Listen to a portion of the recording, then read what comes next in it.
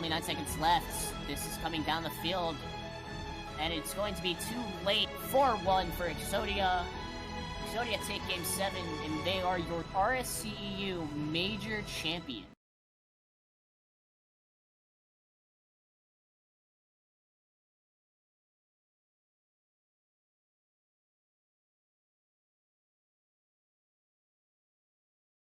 I don't think there's any team names though. That's the problem that we always have for these ones. And we're live. Are we live? Oh, we are live now. Oh, I didn't hear you. Okay, well, I was waiting for it to load because I can't see anything coming up on the Twitch. You can all hear us. It's scuffed indeed. But welcome, guys. Welcome to the RSC EU. It's all the All-Star Season 5 show matches, okay? My name is Jack Hops Allison. I'll be casting all your games today. I am joined here with Anima. Welcome, Hey, guys. Anima. And we are absolutely, ecstatic, so excited for a whole bunch of fantastic games ahead. We're going to start off with the minor, for the Challenger games even, Challenger All-Star matches. Go on to minor, then major, and then elite. So, just looking, we have a group of really, really promising Challenger players. Anything you want to say about them, Anima? Some of these guys, I think we saw in action in the playoffs that we've had last weekend, and it feels like it's such a long time ago that it all happened, but it was literally just last weekend that we got to witness their streaks, especially in terms of the playoffs. I know there's certain players out there that sort of stand out both in terms of mechanics and in terms of level.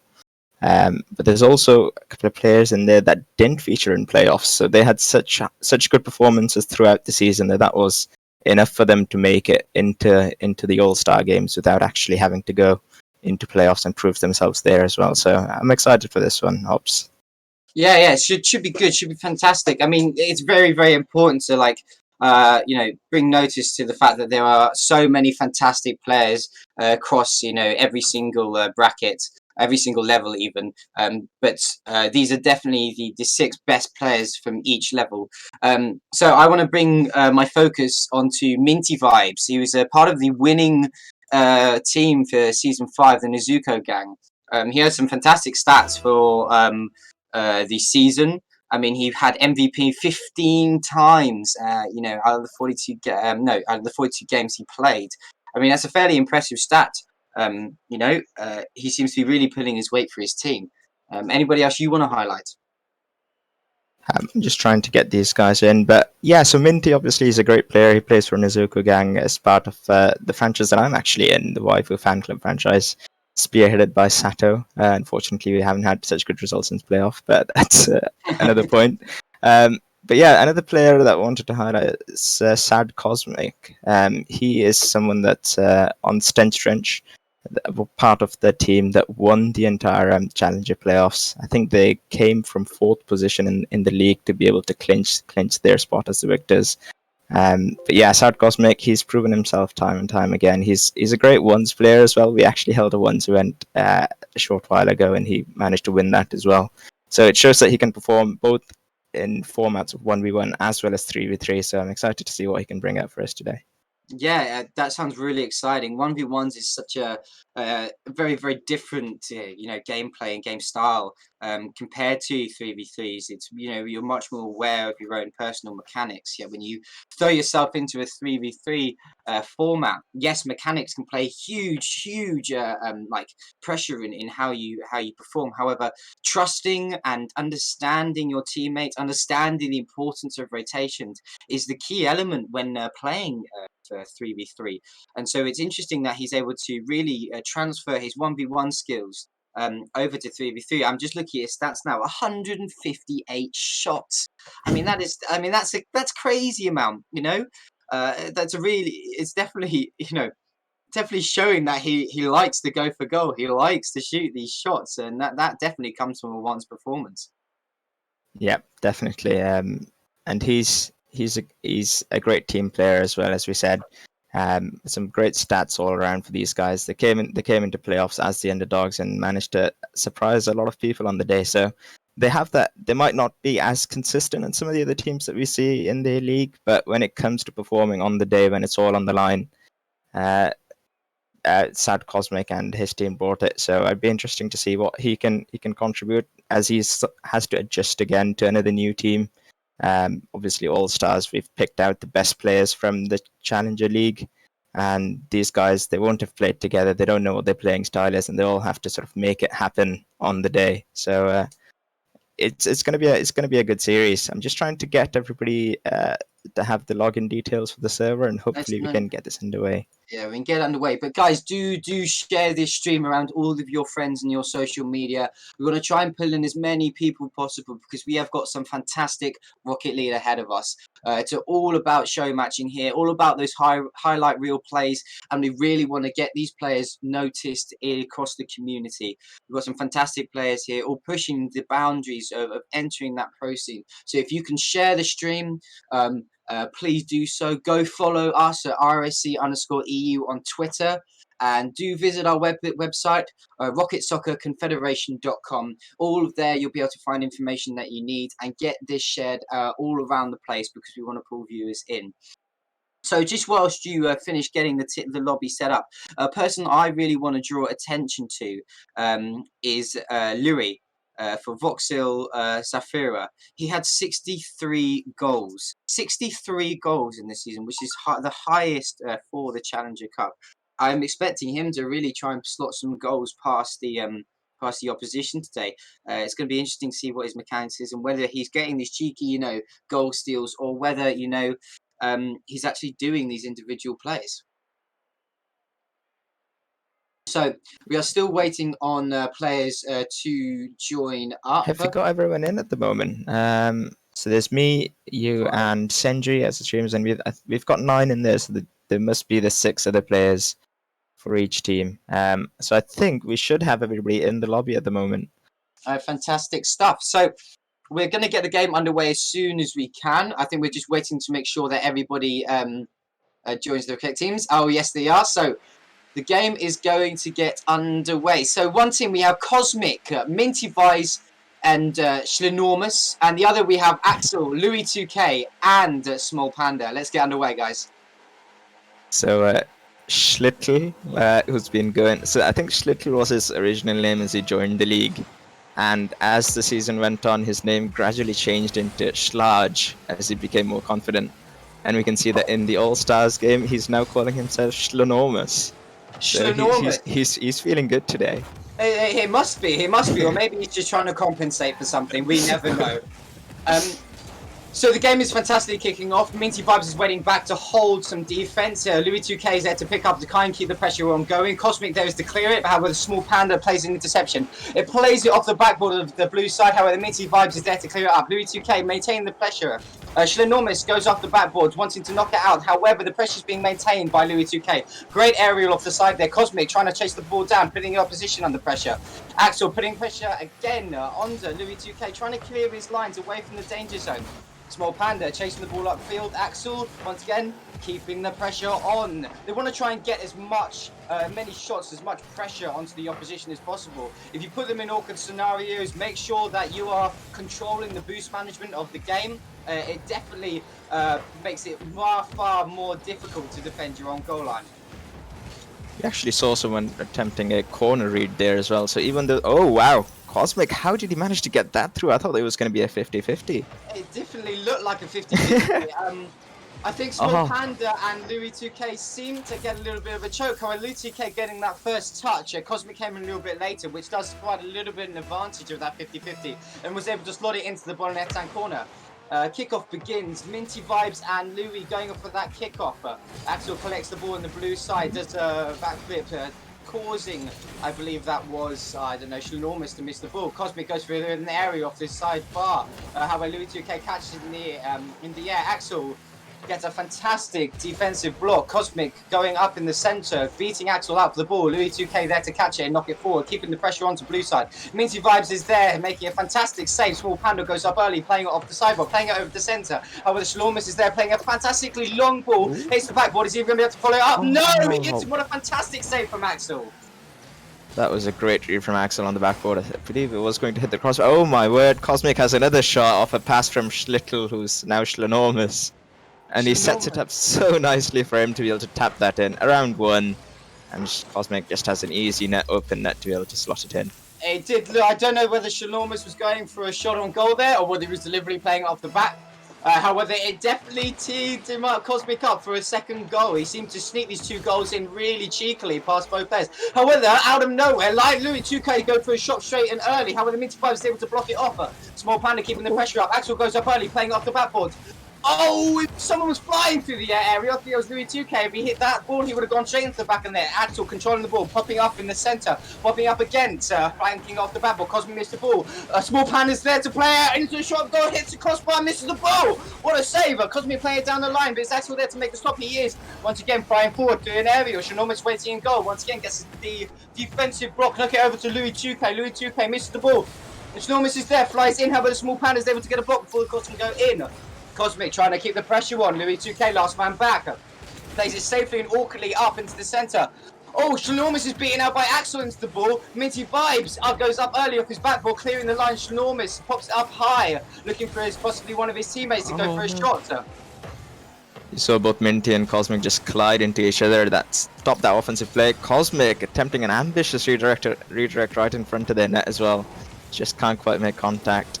But these guys, you can already see such an incredible level that they're bringing to this series, worthy of the Season 5 Challenger All-Stars roles that they've earned throughout the season. 100%, they're 100%. They're showing why they are in this Superstar Series. This Challenger event is definitely for up-and-coming players, and they are proving their ability. They're saying, listen, I don't want to be in this Challenger Series anymore. Put me into minor, please. Minty Vibes is clearing his line. Should almost look like he wants to go for a pop to beat the player. What's a fantastic bump from Louis2K for the ball to go in. Did you see that? I just caught it after it happened, but I did not see it as Louis2K went for it. What awareness from him to be able to spot the last defender and take him out, just making sure the ball continues on its path into the net. I must admit, it's so important, the awareness in Rocket League. If you're aware with your player, you have to be so aware. You have to be aware of where your teammates are, where the opposition is, and also the trajectory of the ball. How high is it? Where is it going? It's so important to know this, because otherwise, you know, so for example, you can capitalize on shots like that with Stewie2K. It's a fantastic play by him. Small Panda gets a demolition on Minty Vibes. Whereas the ball played over centre, Louis2K gets a fantastic pop to clear the ball from any sort of danger zone. Minty Vibes following the ball up, how they misses the ball. Shlenormus is there, how the Axel clears his line. Looks like Minty Vibes was waiting for a catch, but Cosmic gets in the way, popping it to one side. The ball goes up into the centre. Small Panda goes up to the aerial, going for the shot, but Shlenormus gets in the way. Cosmic once again playing off the backboard, beating Axel out in the air. Shlenormus following the ball up, pops it over into the centre, very high off the roof.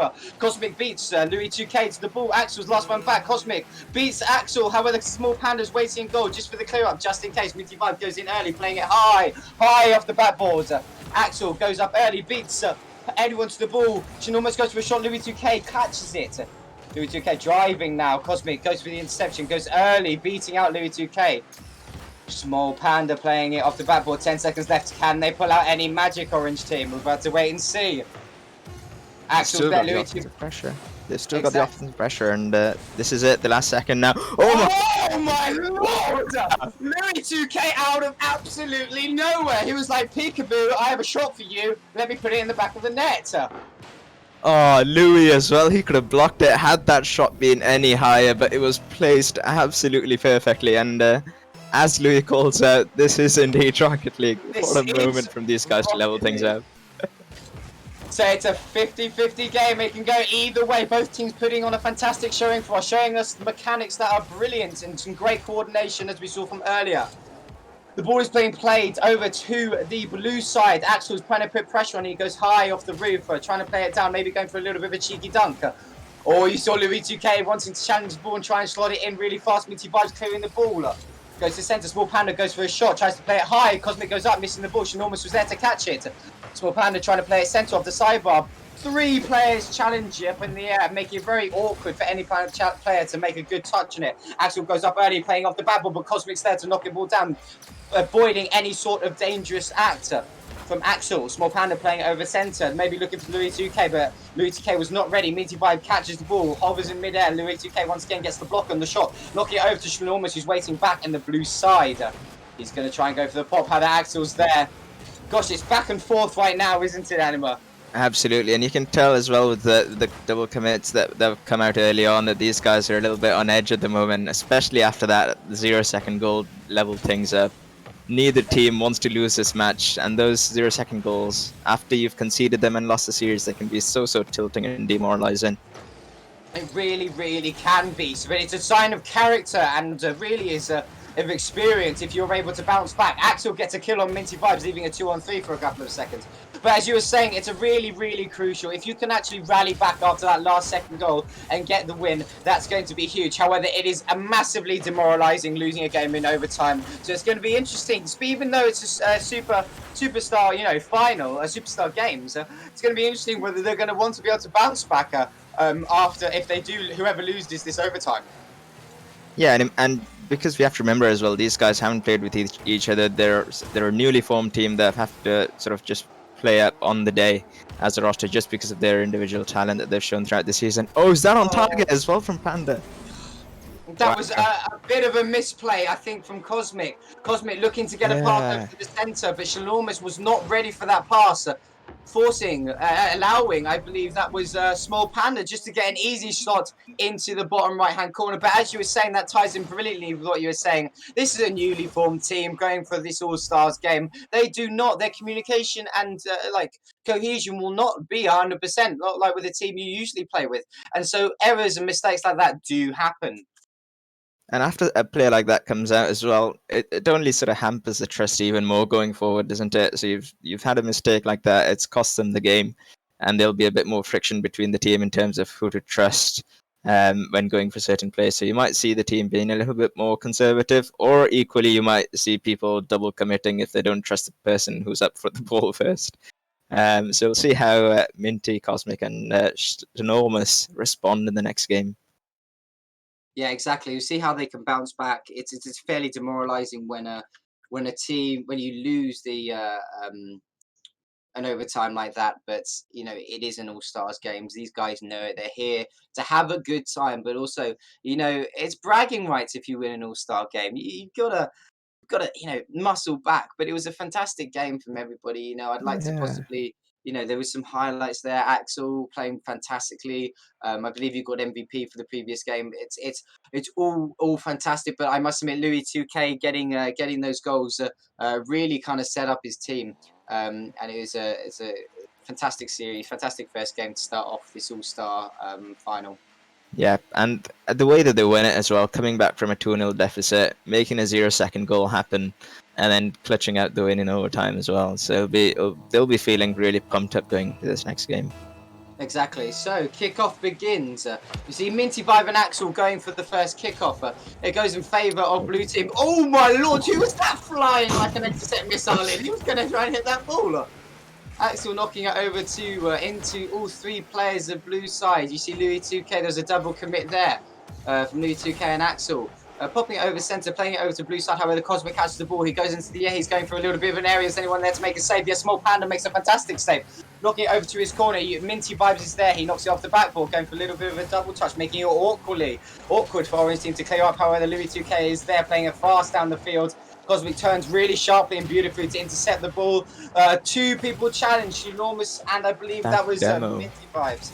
It's a fantastic demo as well onto Cosmic. Yeah, that was absolutely clutch. I think after his teammate got the 50 win as well. Oh my word. So out of nowhere, Axel getting a fantastic pop shot, chipping the final player, allowing the ball to go in. You see Louis 2K sending the ball over, and Axel realised the space for that. Cosmic was coming to challenge early, and all he needs to do was beat Cosmic, and you know, a simple touch like that can make a fantastic goal. Yeah, it's a great pass and an even better finish from Axel. Great play from him. Exactly. Minty Vibes goes up early off the kickoff, only gets a slight touch on it. Shlan almost follows it up. Louis 2K goes early for the shot, but Cosmic's able to get in the way and make a fantastic save.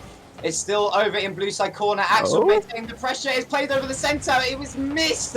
It's missed. Axel gets a fantastic demo, and Minty Vibes kind of going to maintain the pressure. And it's an goal in an all-star game. That is not something you want to see. Oh, just after we see the open net. Well, we say it's an open net, but none of the defenders actually went up for that ball, and the attacker missed. And then the play transitions to the other end, and we see an own goal come out. Oh, this is... That's a fantastic angle. The problem is you scored in the wrong goal. What a shame. Maybe he's just practicing his shots. Exactly. Well, it's tied up 1-1 now, so they may want to say, let's make the game a little bit more even. Let's continue. Let's make it a little bit more fun. Send it to overtime so we can kill the casters. Oh, wow. And what a fantastic demo. Axel gets a beautiful demo right here to open the net up for Louis 2K. They just ignore the play that just happened, the own goal. No, nothing happened. We're back in, we're on the same line, and we see a player going ahead, chasing that demo down, and then the shot comes in easily. Exactly. I was not really... Oh, God, this is making me nervous. Every time I see that open goal now, I don't know what team's going to score in it. I don't want it to be another own goal.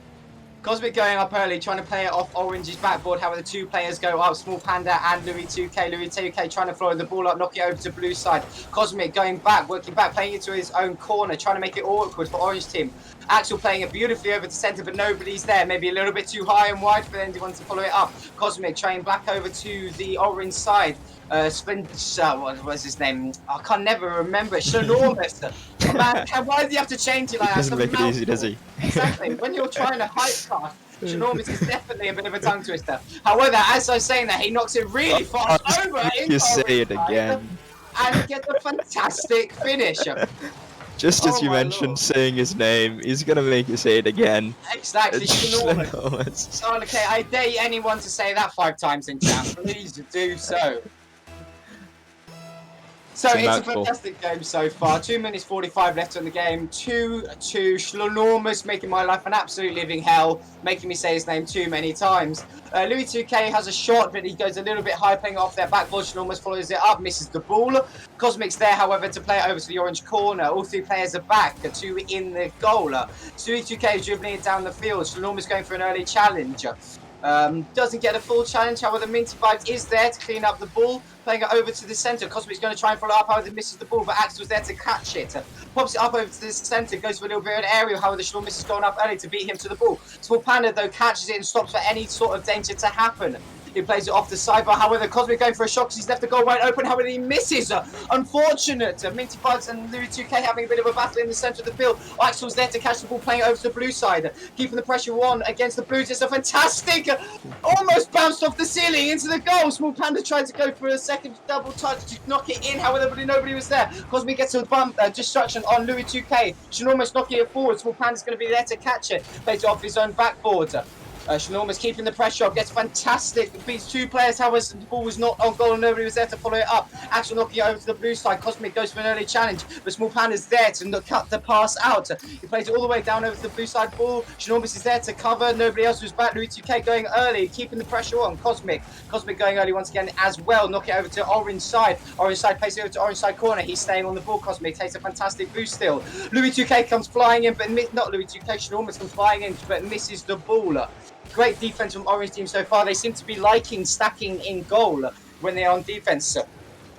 Yeah, whatever they're doing, it seems to be working out. They've managed to keep them out for now, but they're transitioning the play the other way now with Louis the attack and Panda taking a shot that goes to the corner.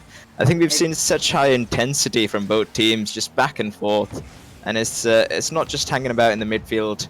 There's very threatening offenses, and the opponent's defense has to be on point to be able to block them. Exactly. I mean, all these players are such a high level, and their mechanical skill is all so brilliant.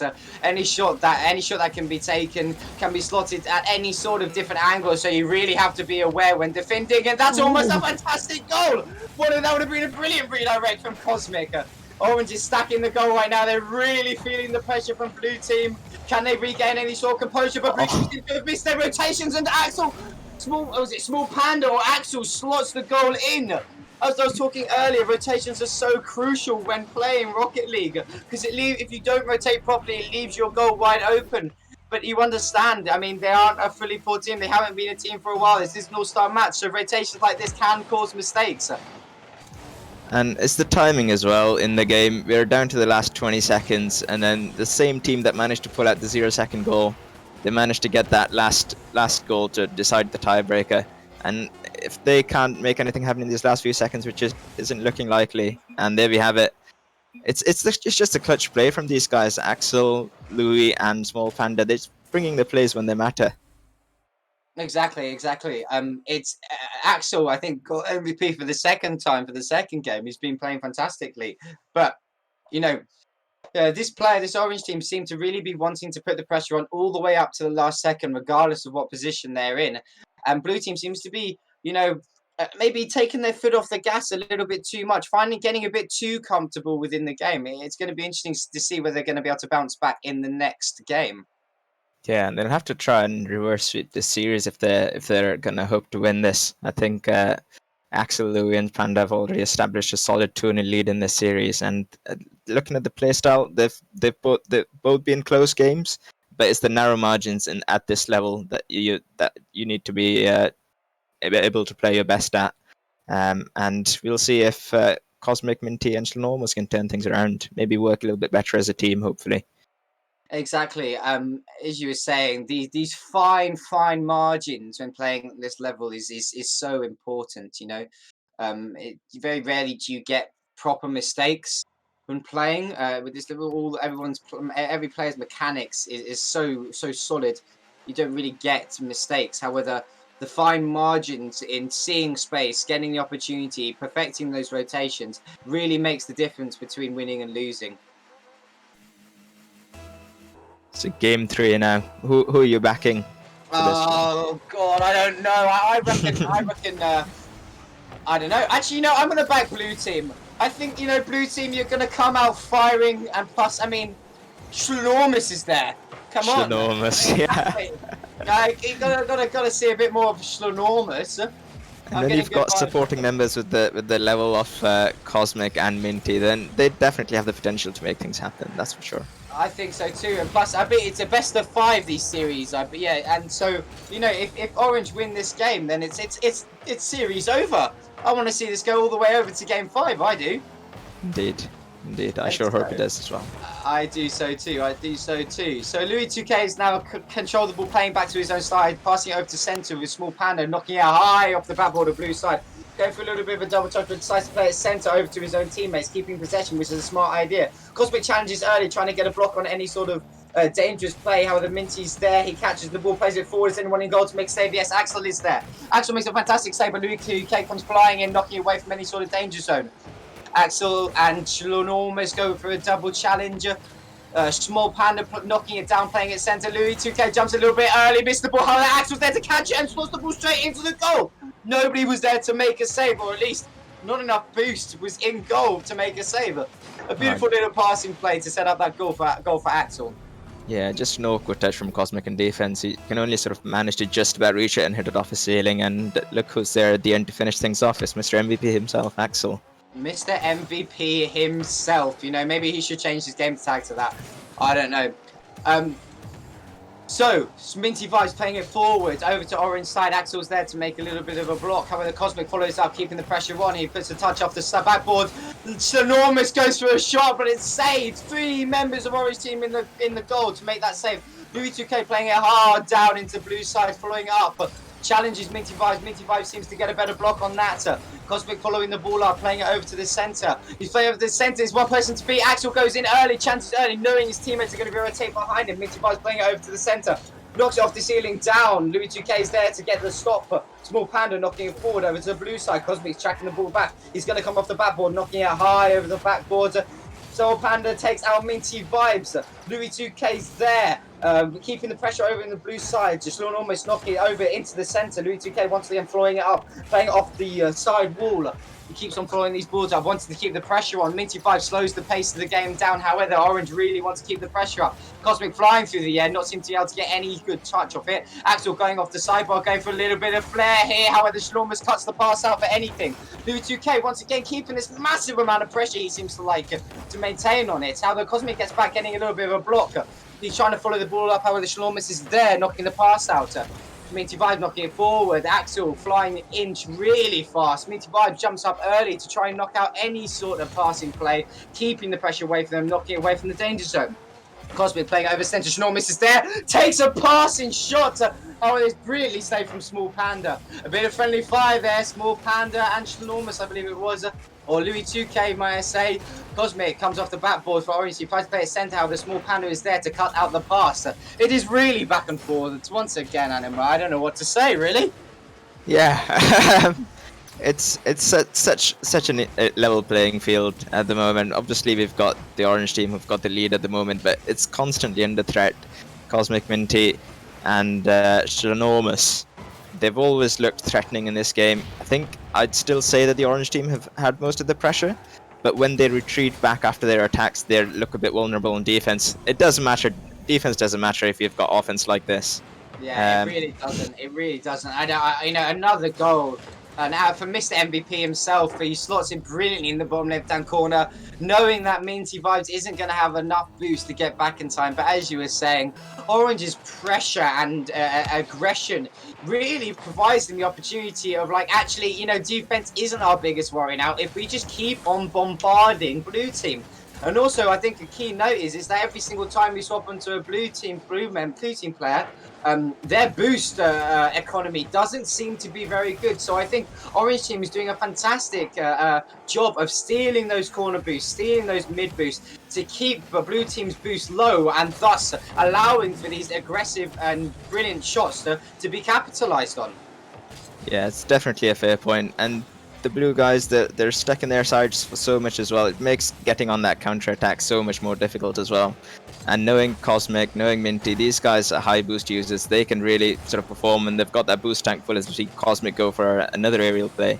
So they're quite high boost users, and if you starve them, then you're going to be on offense for longer, and that means you're going to have more chances than and that means you're going to have more goals. Exactly. If you know how these players play and you know that they're high boost users, you really want to starve them of boost because you know that they can be a threat with these aerials and with these highlight reel plays.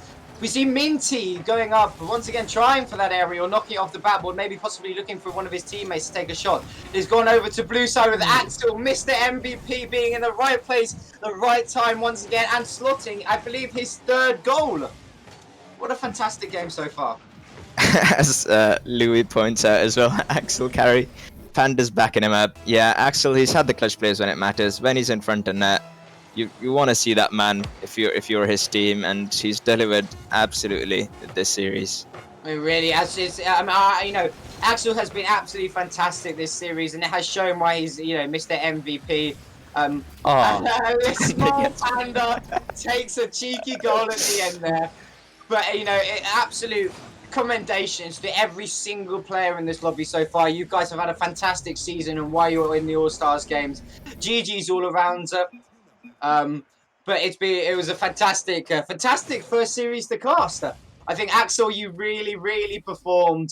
Mr. MVP, 3 goals to him. I mean, any sort of highlights you want to talk about after that first series? So it was more just patterns of play that we noticed. It was just that the orange team had a lot more offense than the blue team. As you mentioned as well, the boost starving was a key factor that allowed them to stay on offense. And they just sort of improved as things went on. We saw them go down early in that first game. They came back with that 0-second goal to take that game in overtime. And then that second game as well, another 1-goal game. That third goal in the 3-2 series, that 3-2 lead coming out in the last 17 seconds. And then the third game, they just felt a lot more comfortable. They've got the 2-0 lead, not much for them on the line. They can relax a little bit and really go all out. And guess what? It's a 4-0 win for them in the third game. It's a 4-0 win for them indeed. I mean, let's go back to Axel. I think he had such a fantastic game. It was really great to watch him. In the season 5, he had 39 goals throughout the whole season and 13 MVPs. He's obviously putting up these massive stats in the season 5. I must admit, I didn't see much from Minty or Cos. I mean, we saw Cosmic a lot and I think in the first game. However, Minty Vibes, I didn't see much of him. However, I'm just looking at his stats over the season: 52 Yeah, goals, and I think 63 saves in the season. Cool. I just mean, insane numbers, insane insane numbers. numbers, insane numbers. It was a fantastic game to start off with. Yeah, I think in this series it was a lot more about who worked better as a team rather than who were the better individual players, and I think that's why we weren't able to see too much from the blue team, including Cosmic. We saw a fair bit of, but Minty as well. He didn't really have much of a chance, and again, it was just the absolute awesome team performance that Louis, Schlenormus, and Axel put on against them that they really didn't have a chance to. Exactly, and as you were talking about boosts, these high boost users really like to have that space to go a little bit crazy, and these players on the blue team, they like that. They like the boost, and so if you're going to starve them off it, it really minimizes their opportunities to make these fantastic plays where and when they want to. So I believe our next game is the minor game, which is going to be exciting to move on to. So Yep, and I think anybody, yeah. you've got a new caster joining in the booth, so Oh I yes, wish you guys the best of exactly. luck. Fantastic, and thank you very much. Can we get some thanks and some poggers in the chat for Adam? Brilliant cast beside. It's been an honour, mate, and I look forward to casting with you again. Indeed, best luck with the remaining 3 series that you've got on tonight. I'm sure they'll be excellent. I'll see Let's you see if guys later. my voice can keep hold of it. Anyway, see you soon, Anima. Good night. Fantastic stuff. So I believe we have someone joining me soon for the next cast. Let's see who it's going to be. So no, he hasn't joined the voice chat just yet, but I shall let you know who it is. But that was a fantastic first game. The challenger scene is really, really good fun to watch, and these players are really pushing to get in these minors and minor scene, and then getting up and up and up through all the ranks. All these players that we saw today are all stars. Will be on the verge of wanting to break into the minor scene, pushing themselves up the ranks and exactly where they want to be. Some brilliant plays from everybody, but as we discussed, I really do. We both agree that actually the resolution of those games came down to the team play, and I know that these teams were only put together at a very late notice because obviously it's an all stars game. However, it definitely came down to that team play away from the individual play. So we have Vector joining me next. I'm waiting for him to join the call. When you do so, obviously we'll be able to hear from him and give him a little bit of a shout. But next up are the minor games. So the minor games it looks fantastic, man. I'm unbelievably excited. So we have Arnie from Slippery Scooter, Bokaj from Slipper, Frizzle Mashizzle from Ernia Tribe. I'm already up for that name. Gucci Flip Flops from The Sublimes. Mad Matt from Slippery Scooter. He will also be joining me to cast the final 2 games. And Mash 56E from Slipper.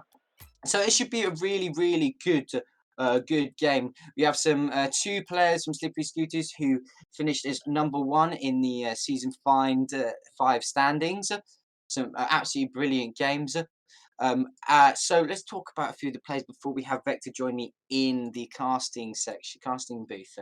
So I want to begin by drawing attention to Gucci Flip Flops. He had 17 MVPs through the 48 games he played. He was the highest MVP, highest player who to achieve that many MVPs in the season. His stats really do reflect why he got it. I mean, he made 80 saves across the season. And that's a fantastic stat line as it is. Making these clutch saves are huge. But not only is he making these saves, he had 158 shots. And with that, yes, 50 goals. Oh, is this Vector joining me in the call? How are you? It is indeed me. Yes, I'm very good. Very good indeed. It's lovely to join you in the casting booth here today to cast the minor games, which is Mad Matt, Frizzer, Bocad versus Gucci, Arnie, and Masha. Yeah, it's shaping up to be a pretty good one considering We just had a 3-0 sweep in the Challenger All-Stars, hoping for a bit more competitive matchup there, maybe possibly a Game 5, but they played their hearts out, and on the day they managed to fit into the team that they were put into. But looking forward, yeah, this minor matchup should be pretty interesting. We've got some big names in this. The most prominent one, I would say, being Mad Matt. His team, the Slippery Scooters, didn't quite manage to live up to their name in the playoffs at the end of the season, but he did get the Player of the Season. So I'm hoping that he can kind of adapt to the team that he's being put with and take down this other All-Star side. Yes, it does sound like they slipped down the rank, shall we say? But yeah, I mean, he's going to be joining me in the booth for the final 2 games, but definitely someone to watch out for. I mean, he had 63 goals during the season, fantastic stat line for himself. I believe that was he was the highest scoring player in the minor league, which is a fantastic stat line, as we are saying. I mean, his team is really shaping up to actually be a fantastic series. And as you said, let's hope that we go to a Game 5. I mean, I'm here shoutcasting for all 4 games and a full series, and I really wanted to lose my voice by the end of it. So let's hope that we have a bit more Game 5 and a little bit more action. I know that we are waiting for some of the players to join into the lobby. I expect that will be happening soon. But anybody else you want to highlight ready ahead of this fantastic series? Well, despite what you were saying about Mad Matt being such a brilliant player with the 63 goals, I wanted to highlight his accuracy as well with a 43.15% shooting percentage in the season. That matched up with Louis, his opposite number in the Challenger Series. So, very prolific scorer and shooter as well. But besides him, we have a couple of big names on both teams in Bokaj and Mash, who were on the side of Slifer, who were the 4th seed going into the minor playoffs. They were the Cinderella story, and they came from the bottom, so to speak, to get to the top of the minor tier and beat out some of the beat out Erina Tribe, who were the 3rd seed as well. So 2 minor champions in these all-star sides should make for some fireworks, I think. Yeah, let's hope so to see. I mean, I'm looking forward to these highlight plays, these fantastic aerials from these players. The mechanics are really hitting the upper echelons of what Rocket League is, and there are lots of these players in this All-Star game will be wanting to break into the major scene. And I think this is a fantastic time to show what their ability is. But as we saw from the last series, it's very important to be able to adapt and play with the side that you're handed, even though you may not be used to playing with them. We saw a few times players and the team's rotations weren't too on point. And yes, that is because the cohesion between the team isn't as strong as you would have if you've been playing for a long time. However, it is very important to understand that, and it's going to be interesting to see whether we get some of these highlight flashy plays, or but also to see how well they merge in such a short time with these rotations and team-based economics of the game. Absolutely, it's essential to be able to adapt in a game such as Rocket League with it being so fast-paced. Uh, Compounded so much more with going into All-Star, never having played with these teammates before, especially considering Mad Matt again on the Slippery Scoots going up against his teammate in Arnie on the other side. It should be quite interesting to see just how they kind of play around each other. They probably know each other quite well after a 7-week league play, and I'm not sure if that they'll put each other out in terms of war on fire, or if it'll just be like I said before, fireworks. It just takes one spark and suddenly it's 5-5 for both sides, and we've got some great games to watch over and cast. So as we get into this, I'm looking forward to see what kind of way it could go. I'm hoping, like I said, I don't want it to be a 3-0 sweep again, despite how close a couple of those games in Challenger looked. But minor should actually be a step up in quality, and I hope that there's a lot for you to shoutcast with that, Hop, because I watched the Challenger matchup and I did not expect that, to be honest. I don't know how you run without oxygen, but you do it somehow. Well, it's all exciting, and I wanna pass on my thanks to Archeon and Sata, who are both in the chat right now, to for inviting me to come cast the RSC after seeing me cast some University for the new and NSE tournaments. It's always fun, but shoutcasting is the way forward. It brings the hype, doesn't it? And so let me just quickly, before we continue analysing the game ahead, please, guys, if you're new to the chat and everyone who is in the chat, go and share this stream around with all your friends and everybody you know. Let's try and get as many people in here as possible. It's good to get a bit of notoriety for the RSC, especially with these up-and-coming players wanting to push forward with their Rocket League career. Go follow us on Twitter, RSC_EU, and go visit our website at rocketsoccerconfederation.com. We'll hope to see you guys there. But yes, also, I believe that there is... what's her name? Bokaj and Mashi. Mash 56. They're both from Slipher, aren't they? And they're opposing each other as well. So it's going to be interesting, as you're saying, these teammates playing against each other, whether they're going to cancel each other out after knowing each other's player styles for so long, or whether it's actually just going to be, you know, a bit of a flex contest, shall we say? Who's going to score the better goal? Who's going to do something more flashy? It's going to be really, really fun and interesting to watch. Yeah, that's something that I'm looking forward to as well. Playing in the All-Star match in my first season. I'm not a very flashy player, so I don't do the crazy mechanical things. But I think that's what people expect from All-Stars. It's the best of the best. You would expect in the league doing these crazy flashy things. This is all for pride. This is all for bragging rights. There's nothing more you can win except the adoration of the crowd, like in the Roman games. So I'm hoping to see those big flashy plays, those risky counter-attacking, speedy play styles, hopefully from these players, instead of just sitting back resolutely defending what you have and hoping to get something off of a big mistake.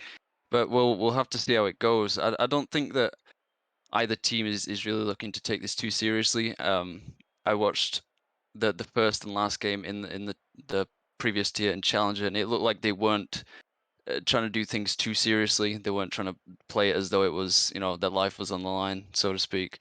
So hopefully we'll see more of that. And like I said, with the tier going up, the quality should go up as well, and we should see a few more clean and not flashy. I keep trying to use a different word, thinking of different words to describe it, but just things that get you excited. Get you going more than you would think. Okay, we need to play tactically in this game to try and get like a playoff spot or something. None of that matters anymore. It's postseason, and I'm excited to see just what they come out with. Exactly. I mean, good quality highlight Rocket League plays always gets me going. Indeed, I must say that. But yes, it's going to be fantastic to see plays. This is all for bragging rights, guys. So if you can break my vocal cords because I shout too loudly and a bit of a flary, bit of a flex play, then you've done something right. Yeah. So what we really want to see these fantastic highlight plays. You want to see players having fun. As you were saying, this is not a do or die scenario at all. This is all about you enjoying yourself. So these players, as you were saying, as the leagues progress, we progress through our games, the mechanical base skill is going to get higher. And as we all know as Rocket League fans, the skill ceiling is so high. And it's constantly being reinvented. So it's going to be really interesting to see whether some players maybe do something new, or maybe it turns into an all-out freestyle match. We never know. But it's going to be fantastic to see these players, all who have earned their right to be here, being in the All-Star Games. And I believe the players are now slowly joining the lobby, so we should be getting into the game anytime soon. So tell me, you've obviously you must have watched a hell of a lot of this season 5 games, so didn't you? Yeah, I've casted over a fair few, probably not as many as some others like Mad Matt and Anima, but I've seen my fair share of minor, you could say, as well as a few challenger games. And it was something you mentioned about the skill tier, or the skill ceiling, even constantly rising, constantly getting higher. Is something with the nature of the game and with it being completely physics based. Literally anything can happen, and players are discovering new ways to beat their opponents and to score goals all the time. And casting over some of those matches in the playoffs and a little bit less in league play was terrifying, to be honest. Seeing some of the players do the things that I haven't mastered yet. Being an elite player is, I mean, personally for me, I don't do the mechanical things I've said before, but it's just scary to think that the standard is rising so much quicker with the MMR tiers, sometimes it doesn't even matter what MMR you are. Sometimes you can hang with the players that are supposedly better than you, and it's something going into the future. I'm just wondering when that skill ceiling is going to stop. When you just can't get past it anymore, and everybody's figured out how to beat or not even beat each other because everybody knows what to do against every situation. So I'm not really sure Yeah. how we're going to deal with that going forward, that power creep. I could not agree more. I mean, power creep is definitely something which I believe is quite positive for Rocket League. I know it can be detrimental for a hell of a lot of games. I mean, myself, my history in Halo, power creep was it was really frustrating because it created such a distance between MMR levels, and that is not something you want. However, power creep in Rocket League is slightly different.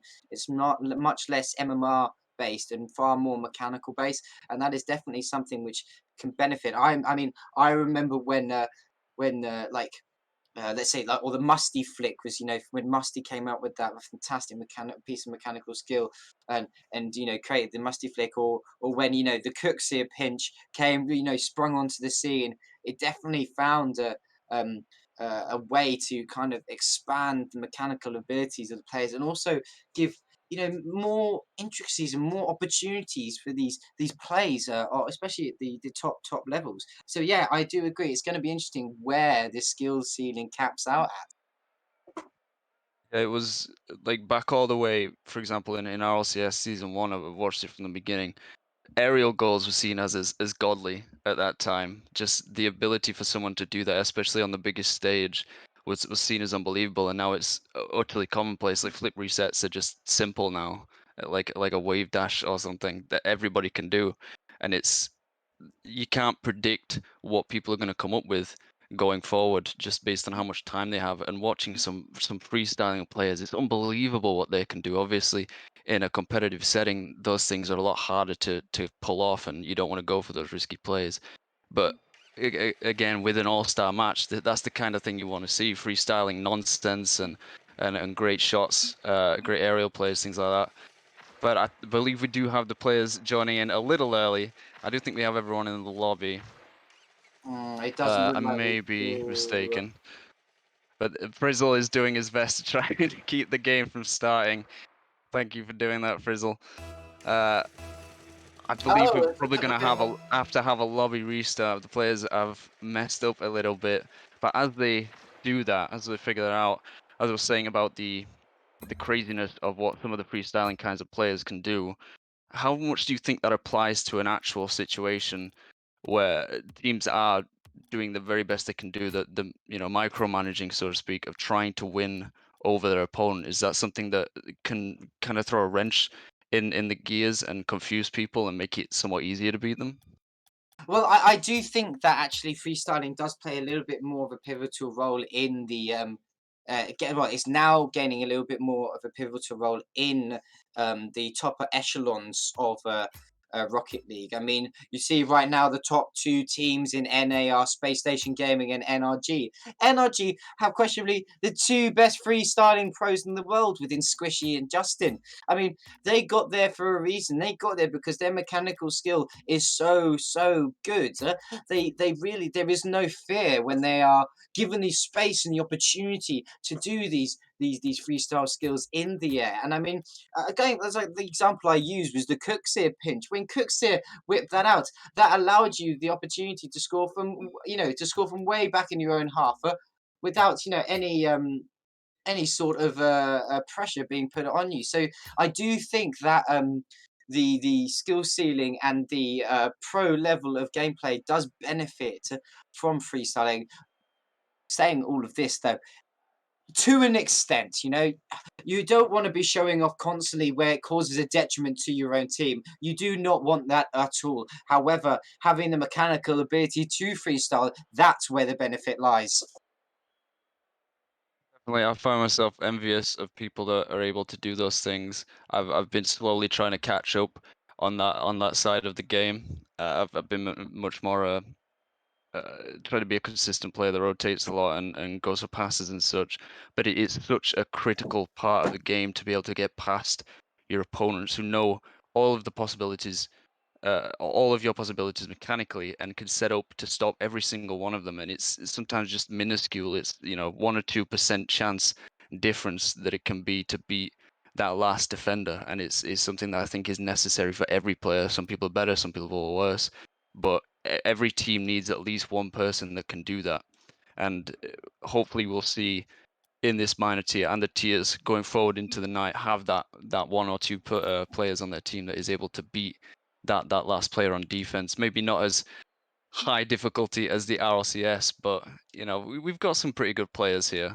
Yeah, I mean, I was so two things. I mean, I was watching Destiny play, and gosh, he is definitely at that ROCS tier in my mind. I mean, beating players such as Scrub Killer in 1v1s, he has that mechanical ability to almost, with these highlight plays, put his team on his back. He can read the game so well, and yet has the mechanical ability to really score these fantastic goals. And secondly, just glancing over the chat, Sato was talking about these fantastic wave dashes. Wave dashing is another brilliant mechanic, which is kind of highlighty, kind of flary sort of play, but actually plays a really massive effect and dividend into your gameplay. It allows you really to cross the field to across the field really fast with minimal boost, and I think that's something that players and teams benefit from. And immediately out of nowhere, Mad Matt gets a fantastic goal. He does not want this. He wants this to start just as much as we do and just as much as the audience do, and he gets off with a quick goal. Two players on the All-Stars team on the side of the blue, stuck on their own goal line there. There's really nothing that they could have done. So Arnie collects it over to in blue side, knock it forward to orange side. However, Frizzle is right there, but it's cut off by Mash. Masher knocks it forward, but Bokaj is right there, playing a little bit of aerial, going for a little bit of flippy tricks. However, the Gucci flip-flops is like, nope, denied. No goal for you today. He follows it up into the corner, playing off his backboard. Causes one player to miss. Plays it forward, however, Bokaj is there. Arnie knocks it up forward over to the centre. Mad Matt catches it. He's saying, I want another piece of this goal. Thank you very much. Gucci catches the ball, knocks it forward. Frizzle Machida is there to catch it, plays it off the ceiling, trying to go for a bit of drop. And Bokaj is there, knocking it over to the side. Mad Matt follows up, playing it over to the centre once again. However, it's intercepted by Masher. Frizzle, it takes a shot, hits the crossbar. 2 players challenge for it, knocking it away. That's a fantastic touch. Mad Matt goes for it, but misses the ball. It is cleared off the line, playing forward and centre once again. Back edge is there. He's trying to keep the pressure up. Gucci tries to flip into the ball, clearing his line. He knocks it over into the line of Bokaj. Bokaj plays it over to his corner, trying to calm the pace of the game down, slow it down, allow for a little bit of space, allow for a bit of flair. Goes for a little bit of a challenge with Mash, knocks the ball forwards, but Bokaj is there to clear the line. So far, it's, being a little bit, it's all about pressure. I think they're feeling each other out, seeing what they can do after that first initial goal with Mad Matt. Yeah, it's only been a minute and a half in, but already we're seeing the Orange All-Stars take the lion's share of the pressure. There's another chance here for Frizzle, side flips off of a pass infield from Mad Matt. But again, another chance for Bokaj. I was saying that their rotational offense has been brilliant so far. They've been keeping control of that midfield boost. Chance for Gucci to clear that, but didn't quite get it. Frizzle's on this. Mad Matt's up for the followers. Matt couldn't clear it. Go up 2-0 with 3 minutes left on the clock. This is the kind of pressure and the kind of high-octane play that we were hoping for from these All-Star teams, but the blue All-Stars just can't seem to figure out the rotation at the moment.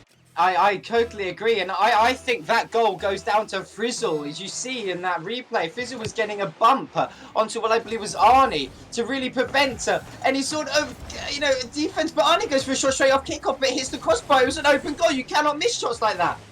Bokaj playing it over to the centre for Frizzle. Frizzle takes a shot. Arnie gets up a block onto the save. You see Gucci Flipflops trying to knock the ball away from the danger zone. Mash, you're playing it over to the centre. Bokaj is there to collect the ball, putting the pressure back onto blue side. However, Gucci is there to get a block. Bokaj trying to keep the pressure up, but Arnie knocks it over to the orange corner. Mad Matt is there, knocks it high. Gucci flip-flop's gone up early, plays it over to his corner. Is there anyone there to follow it up? Mad Matt is putting a huge amount of pressure. Mash gets a fantastic kill on Mad Matt, but Frizzle is there to take a shot, but it's blocked out and misses it. It goes over to the orange side corner. Mad Matt is there, back after coming off respawn after getting destroyed. He plays off the ceiling, falls off the ceiling, tries to go for a pinch with Frizzle but mistimes it. Frizzle's there to follow it up, goes off the side. Gucci flip up, goes to the challenge on Big Bocage early, causing Bocage to miss. Frizzle was there to take a shot, but also blocked. Matt going up early, playing off the backboards, off the corner even. Gucci flip flops is there, however, to intercept it. He plays it high into the centre. Bocage going for an early challenge, seems to win that challenge, keeping the pressure onto blue side. Orange absolutely dominating the pressure in the attack on this side. Gucci flip-flops getting a kill on Frizzle Matizzle, playing it over into orange side, however, the Mad Matt's there to clear it over into blue. Mash following the ball up, going off the backboard, playing it down, trying to dunk Matt, however, Matt reads that brilliantly. Arnie and Bocage both trying to get a touch. Arnie Bocage controlling the ball, knocking it off the backboard of blue. Frizzle once again controlling the ball, knocking it high into the corner of a blue side. Gucci waiting patiently, trying to get a clearance. Not forward, however, Bocage is there to clear the ball. Gosh, I mean, the pressure from Orange is absolutely astounding. No wonder Blue have no time to breathe. And there's a goal just off the back of the pressure. There is too much pressure being put on Blue, and because of that, they're getting goals after goals after goals. It's going to be interesting to see whether Blue are going to be able to bounce back. Again, we saw a mistake from Gucci flop flips. We've seen it a few times in this match. Most of the pressure for the Orange All-Star side has been coming from those mistakes on the defensive line. They were starting to take a bit more control of the midfield, but they're getting in each other's way, as we've seen there. Gucci gets a decent demo on Bocage. I don't think he knew much about it, as Mama had to push on that offense on his own. Yes, it's definitely interesting to see, and there's another chance, and Frizzle slots it brilliantly off the crossbar. That's the sort of shot that at no matter what level of play you are, it's so incredibly difficult to save. It's the quick offense, the passing in field. They know they have the time to keep that pressure on because they trust their last man rotation. And like I was saying before, with the mistakes in the midfield, it loosens the pressure or the collar for the Orange All-Stars because they have the time to rotate to get in position for those good chances. But Arnie with a shot from midfield, man match just on the line to keep it off, puts it to the sidewall. But Gucci with a errant pass out to the left. Matt can't do much with it, but just puts it down to the corner, and Frizzle with a great clear. A little bit more control needed, but again, Arnie kind of fakes out Frizzle there. It was a risky play as the last man, but Mad Matt manages to keep it in the midfield.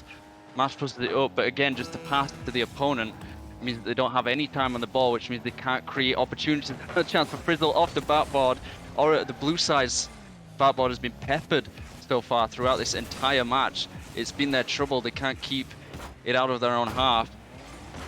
What do you think then is the counter to this play? I mean, it looks like possibly Arnie and Gucci are just going for these constant fake challenges, and they're just not working out for them. What do Blue do to kind of get back into this game, into this series even? Challenges isn't necessarily the worst option for the blue side. The only problem is that they don't have the time to follow it up because there's so much pressure. But they're expecting the orange side to always be there, to always be in their face, and that's what the fake challenges are for, to bring one of those players out of the play and make them waste boost as they go up the field. But the main problem for the Blue All-Stars right now is the fact that they're making such open and unpressured mistakes on their own back line, which gives the orange team plenty of time to move back up the field or get around for boost, because there's just not enough threat on the counter. There's always so much time for them to decide whatever they want to do, or go for a bump or a demo, which opens up so much space, so much more space for the Orange All-Stars to do basically whatever they want. 2 or 3 of those goals came from just that fact of the blue team leaving so much of an open play in their own half and letting the Orange All-Stars run the game.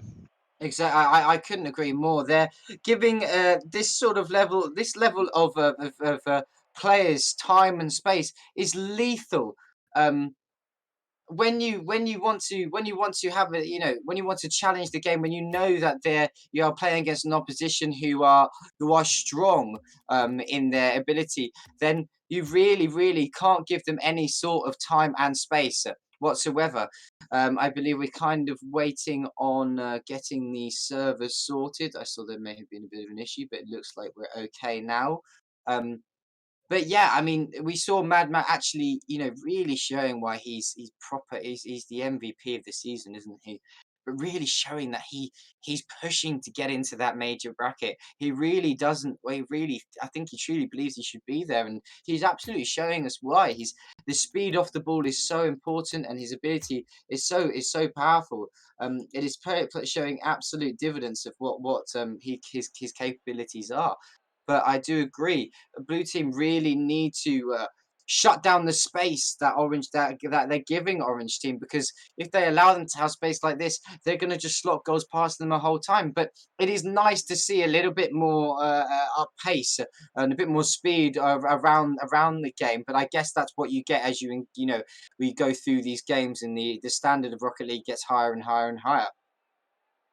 Yeah, we talked about it so much before the start of the match, and I imagine somewhat during Challenger, that adaptation and the ability to improvise on the fly mid-game is so important, and the orange team have managed to do that the better so far. I think it could be a bit closer in these following games, but as you were talking about Mad Matt, I've seen some flashes from him that show that he could be a major player. Like again, as we were saying about adapting to the team, that's such an important skill to have, no matter what tier you are in. And I think, yeah, he's definitely going to be pushing for major next season as MMR shifts going season to season, and you gain MMR during the season, even after the tier lock. So I think we'll see a few shifts here and there. Some players going up, some players going down. But I think Mad Matt's going to be one of those players going up to the major tier. We'll see how he handles that. As we try to get back into the server, we did have technical difficulties with it going down for maintenance, something that you'd expect to see from Rocket League, unfortunately. But Yeah. before we do that, going further into this series, despite how dominating it was for the Orange All-Stars, it wasn't necessarily because their offense was a lot stronger. They weren't creating opportunities so much as they were being given them for most of the game. So do you think that the Blue All-Stars are going to kind of figure each other out and get a bit more consistent on those plays? I do believe so. I mean, one game when you've just put together a mismatch group of very high level players is definitely one. It doesn't show the true capabilities that one team has, and I definitely believe that the games as we go on are going to get closer and closer and closer as teams are able and players are able to feel each other out, see how they rotate, see how their play style slots in with one another. Yeah, you're not going to have the epitome of play style, epitome of a team, because you aren't playing with each other consistently. However, at this level and this caliber of players, your adaptability, as you were saying, is so key, and they will have that ability. And so it's going to be interesting. And I do think the games are going to be closer. Yeah, they're not going to be used to playing with each other, but as they feel each other out, as they get comfortable, with their comms and their trust within each other, the games are going to get closer and closer and closer. I think that, as we were talking once again, Mad Matt, he didn't necessarily put the game on his shoulders. However, he did possess that ability to open the space up for his team and also slot in the goals for his team as well. So, it's definitely going to be interesting how blue kind of not blue, how orange is it? Yeah, how blue merge into themselves and feel out the opposition as the game go forwards. And I do believe we have the lobby back up. All the players joining as we go into the kickoff. Looks like Gucci and Frizzle are going to meet for this. Bit of a neutral. Goes off to the left. These kickoffs, kickoffs are so important. It allows you to really control the flow of the game, depending on which way it goes. But a neutral kickoff can be quite awkward, especially if you're not prepared for it. You see Arnie trying to play the ball forwards, going for a little bit more pressure here. Blue seem to be coming out the gate swinging. Mad Matt, however, controlling the ball, going over the side, possibly going for a little bit of an aerial. He's making himself aware of what his teammates are doing. He pops it up, just to make it awkward for blue team. However, the Bocage is there after Arnie knocking the ball away, but Arnie getting back and goal, making a fantastic save. Two goes for a shot off the crossbar. He misses. Mad Matt's there to follow it up and scores. What a fantastic piece of play. Mad Matt's awareness to know that he can jump early to go for a shot, but what a shot from Frizzle. I thought that was going in. More of the same from Orange All-Stars. Quick out of the gate. Not quite on target for Frizzle there, putting it off the crossbar, but a fortunate bounce for Mad Matt means that he had the time to get back onto that and put it on target, as the Blue All-Stars kind of just fall apart again on defense. I don't think Gucci expected the power on that shot, and as last man had to deal with it. But Frizzle gets another chance to put into the mid.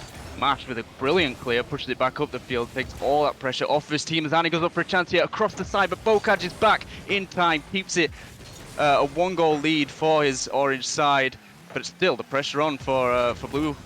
Yes, it's nice to see Blue regaining their footing. However, Mad Matt is trying to take it a little bit away from them. Arnie getting a little bit of a block, but Bokaj there is going up early. Gucci gets a fantastic block, knocking, clearing his line.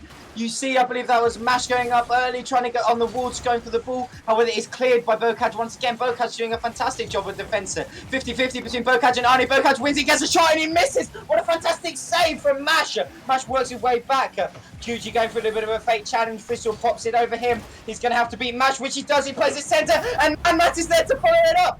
That was a beautiful, beautiful play from Frizzle, beating Gucci, and then following up, playing it off the backboard, beating Mash, and then Matt's there, and all he has to do is slot it past Arnie, because Arnie's had to use all his boost to rotate back and get a defence. What a fantastic sequence of plays by Frizzle. Frizzle, a prolific playmaker right now, slotting into this team brilliantly. He knows exactly where Mad Matt's going to be on the offense, but all three are up from the Orange All-Stars here, but not much of a threat from the Blue as they have to try and clear this off the line. Gucci with a good push up the field though, doing what Frizzle was doing just 30 seconds ago, puts it down to mid, and he's up. Both are up, and neither of them can put it on the target. As Orange get a quick counter-attack, Gucci's back just in time to put this off of Bokaj's front bumper. Doesn't manage to get it to the front. Beam bump on the Orange side, another double commit. Slapdash defense and offense right now for both teams, but Orange are getting the better of it. It does seem to be that Orange are that, you know, both teams are showing brilliant mechanics and brilliant awareness. Yes, you can obviously see that they're not a team used to playing with each other with all these double commits. However, you can see that these mechanics are happening, but Orange are just so fast around the field. They are absolutely squeezing the life out of the blue team, not in giving them a chance to breathe. You see Bokaj now playing it forward, possibly playing it centre, but Mash gets a kill on Mad Matt, shutting down the danger man. Gucci plays it high, it bounces off the backboard. The crossbar is Mash is there to pull it up, and here's the backboard as well. Is Arnie going to go for a shot? No, he's beaten in the air by Mad Matt. Gucci playing it forward over to Mash. Is Mash going to pass it centre? Trying to do a 1-2 with Gucci, slot it back in the goal, but leaving nobody in back defence. Arnie does a fantastic good job to work his way back to keep this slapstick sort of defence going. Bokaj playing it, keeping the pressure up, playing it forward. Frizzle goes for a hit, but it bounces off Bokaj over to his own side. Mad Matt is there to catch the ball. He pops it up, goes with a fantastic shot, and I believe that was either off the post or off a blue team getting another own goal. This is the second own goal of this stream. Seen before, Blue just giving Orange way too much time in their half to do whatever they wanted. Mad Matt was struggling for boost there, but he still managed to get a play out of it going off the post. Both defenders had to go up for that, but Mash almost gets to one back, and he puts it to the backboard. Gucci's the first up for this, doesn't get a shot on target. Frizzle deals with it, but it's straight down to Annie, who's up, and no one's up for challenge. Goes for a double tap, triple tap, doesn't get it off the back wall, but Mash is in for the follow. The first goal for the Blue All-Stars in this series. That is the way you want to get it. And what a goal it was. Arnie probably going for a little bit of flair. I mean, that was a very tasty, so good and so tasty. Unfortunately, he misses, but Mash is like, let me have a morsel of that. I will slot it in for you. Bokaj and Mash going for the kickoff. Bokaj comes out on favour and follows the ball up, touching it over to blue time corner, making it awkward. And Frizzle is there to follow it up, trying to play it centre. Mad Matt goes for a little chip, hits the crossbar, so missing. Gucci flip-flops there to follow it up, try and knock it away, but Bokaj plays an interception, knocking it forward, trying to keep the pressure on blue team. Blue team know that they cannot give Orange any space, and they seem to be trying to shut down the players much faster, going for these early challenges. A little bit of a fake shot there, almost beats out Frizzle. Frizzle is there catching the ball, playing over to the centre. You see Gucci once again going for an early shot. He didn't have enough boost there to do anything with it. And Cool Matt is trying to play it over to his corner, keeping it away from the goal line. Bokaj once again playing it there. Arnie's there to hold the ball and try and keep the pressure on Orange side. It's a little bit of an unintentional pinch off Arnie. Knocking the ball over to blue side once again. Bokaj trying to follow it up, puts a shot on to the backboard. Is anyone there to follow it up? Yes, Mad Matt is there. What a surprise. And what a finish from Mad Matt. He identified that two blue team members had gone out to try and block the shot, and so all it is a little dink by his card, knocking it around. Gucci flops up into the bottom left hand corner. Mad Matt, why is he not in Major yet with this sort of style of play? Well, how is he not in Major yet? 4 goals from 6 shots. I do not know, Hop. I do not know why he's not in major. Chance here for Blue. But as I was going to start saying that the Blue All-Stars were starting to take the reins in this match in the last minute and a half. But again, Orange find a way through, as it is just one player managing to go into their half and do something dangerous as it's 4-1. They didn't manage to get one back, but it's gone to 5-1. And the death of this game, the embers, it was something I was going to mention with them being suffocating over the blue side, that I like to think of boost as oxygen. And when you take all the oxygen out of the room, there's no fire left. So the blue team couldn't do anything. You know, kicking a man whilst they're down. 5-1. 8 seconds remaining. If you guys in the game can hear me casting right now, do not let that ball touch the ground. I want to see a little bit of aerial fun. Don't let it touch the ground. It's a cardinal sin of Rocket League. Oh, but they did it is being anyway. blasphemous. I don't know if he had the boost to get to that, but he did just commit that Rule 1 sin.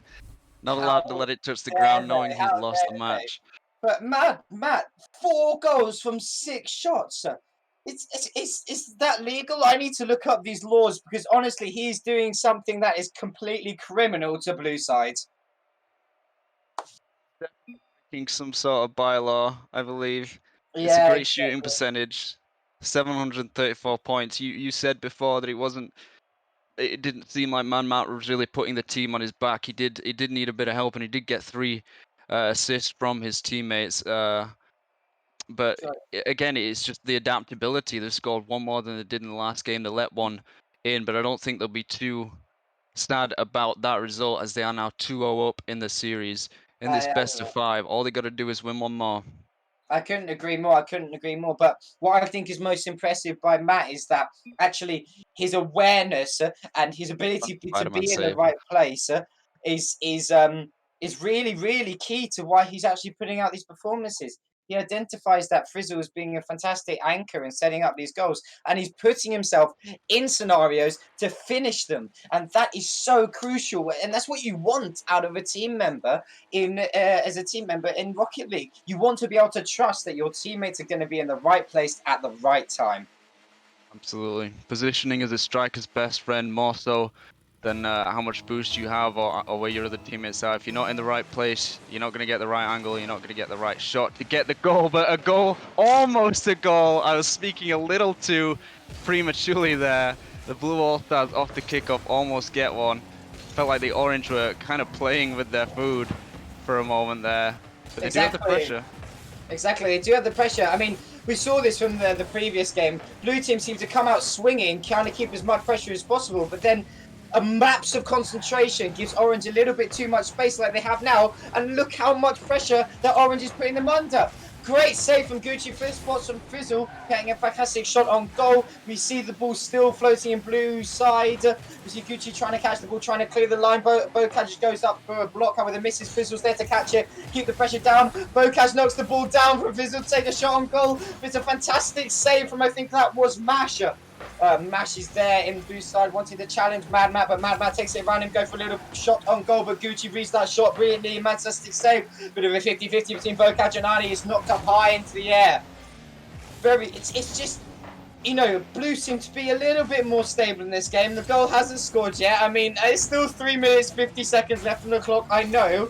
But, I mean, look, they seem to give these lapses of concentration where they're giving Orange so much space to do whatever they like. And you see Frizzle now. 2v2. Exactly.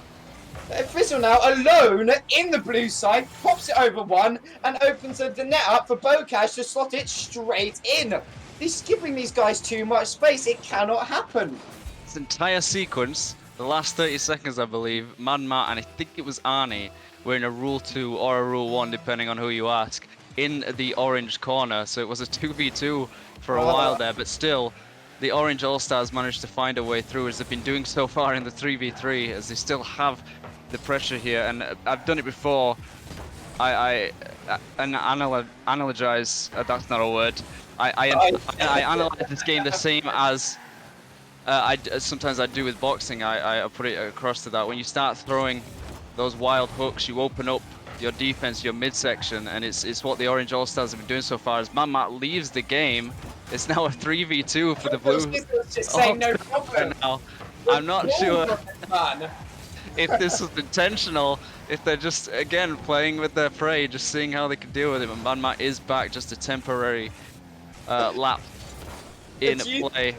Do you think that It's still that nothing from orange blue. team is actually, playing with the blue team a little bit? They're They see flexing, that they they're have flexing. a little bit of quite a control of the game, and they're like, let me leave. Let's see if you two can get a goal 2-on-3. I'd like to draw attention to Frizzle. Frizzle has been brilliant. He's been the playmaker for this game, and it's been fantastic to watch him Honey? link up with Madman.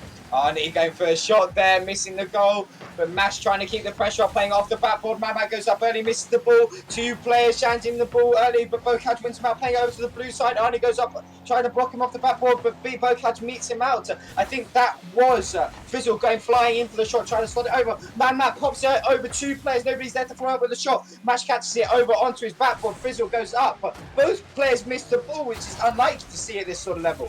Gucci there trying to slow the game down, but Mamak comes flying in, pops it over to the center. Let's see if we can get that angle so close from Bocage. We see Gucci trying to clear the lines now. Trying to give her a little bit of space to breathe. Two players challenge, knocking. There was almost a bit of a cheeky own goal. You see Frizzle catching the ball. Arnie's there to stop anything. Frizzle going for a beautiful shot. Fantastic save from what I think that was Mash. Mash is there. Two players sit inside the goal of blue side, Arnie and Mash. There was no too much of a threat. Mash is now trying to clear lines, playing it over to orange side. First time we've been in the orange side for quite a while. Plays off the corner. Matt popping the ball forward. Is any Arnie going to be able to get back in time to make the save? We're going to see fantastic play from Arnie, reading that man was going to take a shot early there. Maybe he should have held onto the ball and looked for his teammates to make a sort of play happen. But I don't really know what to say. It seems like blue team are just panicking to try and get these saves happen, trying to get back in time. Feels like you said everything there is to be said so far, Hop. The pressure's been all on the orange side once again, shades of the first and second game, but it's only a one-goal game at the moment. But Bocage with another chance here. 2-0 with 44 seconds left to go. There was a valiant defense from the Blue All-Stars, but again, just the misses is their kryptonite right now. They can't seem to find any consistency with their clears and with their touches, and it's leaving these scathing gaps that they just can't deal with because their teammates are all just way too bunched up. The rotation isn't good enough at the moment, and they're being completely kept under the thumb by this stifling orange side. I totally agree. They are stifling hot. Honestly, they are. You see, I mean, even it seems like Orange's defense is, more controlled. They're playing it into these open spaces where Blue have no presence. But you see Arnie playing over to Mash. If Mash got a touch on that could have been a goal. Bocage playing it over into the center. He's trying to look for his teammates. That's a fantastic team play. A brilliant pass from Bocage to Frizzle, who just has to knock it forward, beating two players, one player. Just Arnie knocking it over. Nobody's left in goal. Gucci trying to do his absolute best to get back in time, but he's just not as quick as Mad Matt, to be honest with you. Anyone paying attention, that counter was inevitable. It was on the cards from the very beginning. All three Blue All-Stars are pushed into their opponent's half, and even when they get a chance going forward, they just can't seem to find each other. It's like they're given the space, but they don't know what to do with it, and it's been a valiant effort from them.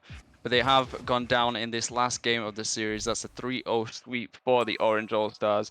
Mad Matt, Frizzle, and Bocage showing their pedigree, figuring out the other team and beating them handily. It was a fantastic game, but it was only really fantastic watching it from a blue side, from an orange side even. Orange just they had the opportunity to breathe. However, blue, it was like they were actually from the get-go trying to crawl out of being buried alive, and there was really nothing that they could have done whatsoever. But I must admit, come that last game, Frizzle Shizzle was MVP. But oh my lord, Mad Matt, man, I will be surprised if I am not casting him in next season and he's not in the major. I will be surprised if he's not in that bracket. I would be right there with you. Man Matt has shown just how amazing of a player he is. He was already player of the season prior to these All-Star games, but he's just shown how much more dangerous he can be when he's put with the best players in the tier. And I would be wondering if he'd be going for a roster move, or if he'd be sticking with the guys he has right now, since he didn't quite make it through playoffs. But I mean, as a player of that caliber, would you prefer to go up into the higher tier and have that harder competition, or stay where you are and sort of know that you have that ability to beat pretty much anyone in that tier, and go for the more higher chance, so to speak, at a championship? Well, me personally, after playing competitive in Halo for so long, I always wanted to push myself into the higher tiers, the higher echelons of games. And so I would personally want to, jump into the higher bracket, and, try and push myself, because I believe surrounding myself with better players and playing against players who are at the same skill level or better is only going to improve myself. So if I was Mad Matt, I possibly look at going forward into the major area, because yes, yeah, okay, fine, you may have fallen short this season, but if you move forward and play in this major sector, you're going to have more eyes on you. You're going to have bigger eyes on you, and that is definitely something that's only going to benefit your play. We can't just put it all on Mad Matt. As we said at the end of the game, Frizz and Bokaj turned up brilliantly in this game. They are all stars just as much as Mad Matt, as well as commiserations to the blue side in Gucci, Ani, and Mash. They all played fantastically this season in the minor tier, and they all deserve a great round of applause and a bow, I think, for their performance tonight, as well as in the season prior. 100%, 100%. I could not agree with you more. I mean, it's definitely really important to emphasize that all of these players have played absolutely brilliantly in season 5. They have all deserved of the spot within the All-Star games, and they all have their own fantastic abilities and fantastic play. So huge props to them. They are all brilliant. And as you said, in the Mad Matt's side, you had Frizzle and who was it? Who's the other player? Can't remember. But Bokaj. Bokaj, exactly. Sorry, Bokaj and Frizzle alongside Mad Matt. I mean, yes, Mad Matt was, had that opportunity to be a bit more highlighty, but you cannot deny that Frizzle's and Bokaj's ability to set him up for these plays definitely played a huge dividends. But once again, huge props to everyone playing in these All-Star games. They are thoroughly deserved of being here. Yeah, it wasn't as high flying as we might have expected. Maybe not from minor tier, but possibly from major and elite, which we have coming up next. It should be amazing. I mean, I think we've got Mad Matt coming in actually to Yes, the we caster do. booth, replacing myself. So it'll be in high spirits, I think, after that. And I think we'll take a quick break between this and the major series, though, as I Yes, think you need a break. I, To be I think honest, I think I you're a think bit of so a too. machine right now, So I don't scaring know me. exactly what Senji, the broadcaster, wants to do in regards to a break time and how long. However, I think we will find out imminently what he wants to do. Um, however, I don't want to leave you, Vector, here talking on your own. What we'll do is I think we'll try and drag Mad Matt in, and I will take a 5-minute break, and then we'll be back for the major games, um, which are going on ahead. So, if Mama, if you are here in the stream, please join the VC, so I can actually rest my vocal cords, because it's undoubtedly only going to get hyper from here. But okay, so we'll pause it here. Okay, fantastic. So we're going to take a quick break, guys, and we'll be back for the major series. But I'd like to extend a huge thank you for Vector for joining me in these minor games. It was an honor casting with you, my friend, and I hope to cast with you again soon. Oh, absolutely. It's been a pleasure, Hop, casting these minor series, and hopefully in the future we'll be casting some higher tiers to see some even better gameplay. But Fantastic. yeah, as I said, it's been a pleasure. You're a great caster. So I'll bow out now respectfully and let Mad Matt take my place. But good night, everyone. Enjoy the Fantastic stuff, next two guys. series. So we're going to have a 5-minute break, and we'll be back for the major. Please share the Twitch link all around with all your friends to bring as many people in, because we've got some fantastic major and elite all-star games here.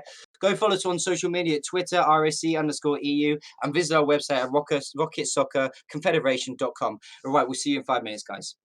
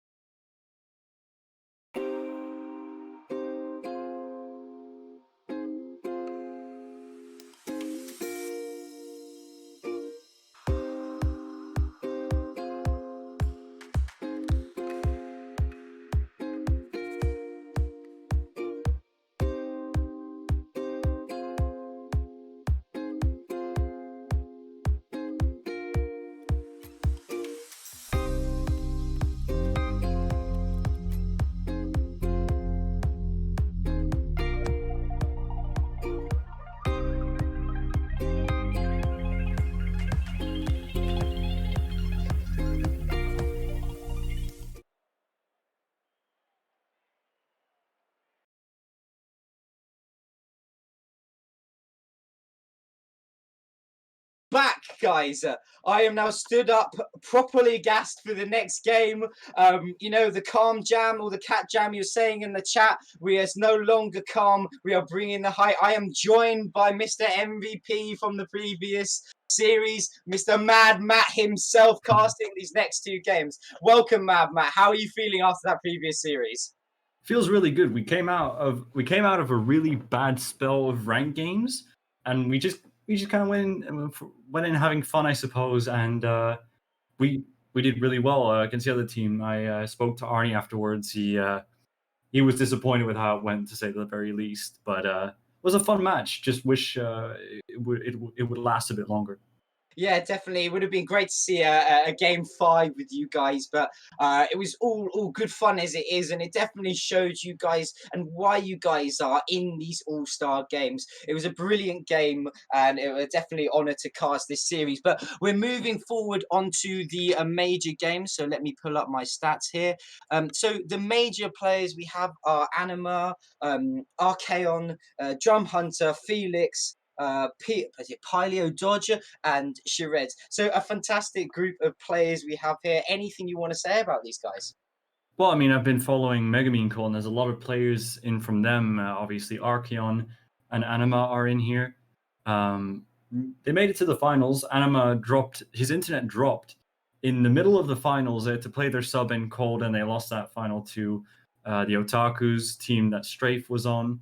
And I don't know. I feel like they may have been able to take those finals. It was a very close game. It was 2-2 overall at the time, I think. Just disappointing that final didn't really come to fruition, if you will. But there's a lot of players in here with a lot of quality. Like Major's top 4 has so much quality, but everyone was just kind of scattered all over the place. It's good to finally see everyone that has that quality in one team now, and I think we're going to look at a very close series. Yeah, I couldn't agree more. I want to focus on two things. We have Anima and Archeon, both from Megamin Cult, and we have Drum Hunter and Felix, both from Otaku. So it's going to be interesting to see, as you were saying, Anima making it to the final, and I believe it was Otakus who won the Season 5 Major, I believe. Yes, they did. So I wonder if there's a little bit of beef here, you know, if they're going to go try and outdo each other with these highlight plays. Any player that, you know, you're looking to properly shine within this all-star game? For sure. I'm not sure if Strafe is in here, but he was one of the MVPs for last season. But obviously, I think when we think Major, we always think Archeon, right? Archeon's always been the player that's shown up throughout the Major season, but also in Minor last season where he was the MVP. But there's a lot of good players in here. Drum Hunter and Felix coming from the Otakus, winning the league. Also have a lot of good things going for them here. So I think if Strafe was in here, there'd be some sort of like a beef, like you mentioned, going on here. But I don't think so. I think Archeon and Strafe are really the guys that have like a rivalry going on. Other than that, I don't think there's many of those quite like it.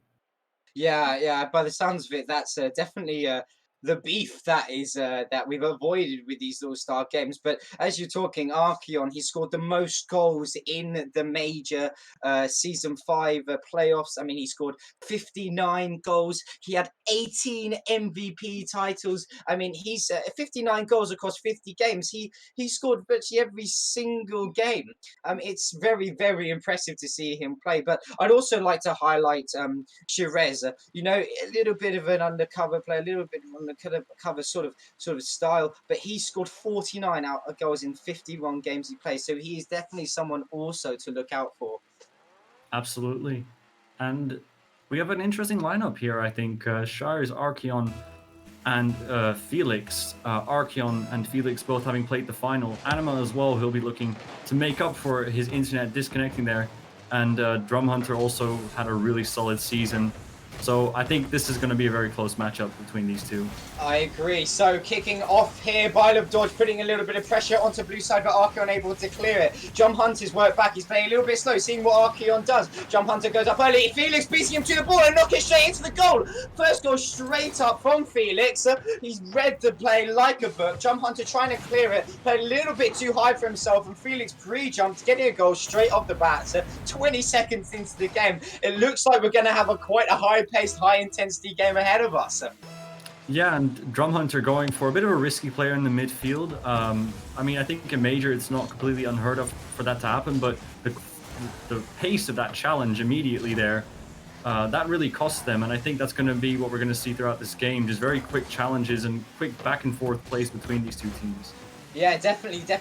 I could not agree more. We see the ball being played in blue side. Orange team trying to pay a little bit more pressure. Jump Hunter carrying the ball over into blue side, but Felix going for an early challenge. Felix beating another player. How they're getting dodged by Pilio. Pilio controlling the ball on the backboard. Anima coming in, getting an early touch, avoiding any sort of danger. Archeon going high off the side, playing it down. Jump Hunter's there to catch the ball though. Playing a little bit slow, going for a little bit of pop, playing over to the center. And we see pile of dodge going up early, but Felix is going up higher and beats the ball. Anima knocking it clear away. Fantastic save from him. Two players missed the ball in the air, leaving Jump Hunter a little bit of space, but Archeon comes out of nowhere, knocking the ball down into orange corner. Anima's there, catching the ball, knocking it forward. Felix once again being the last man standing, last man back.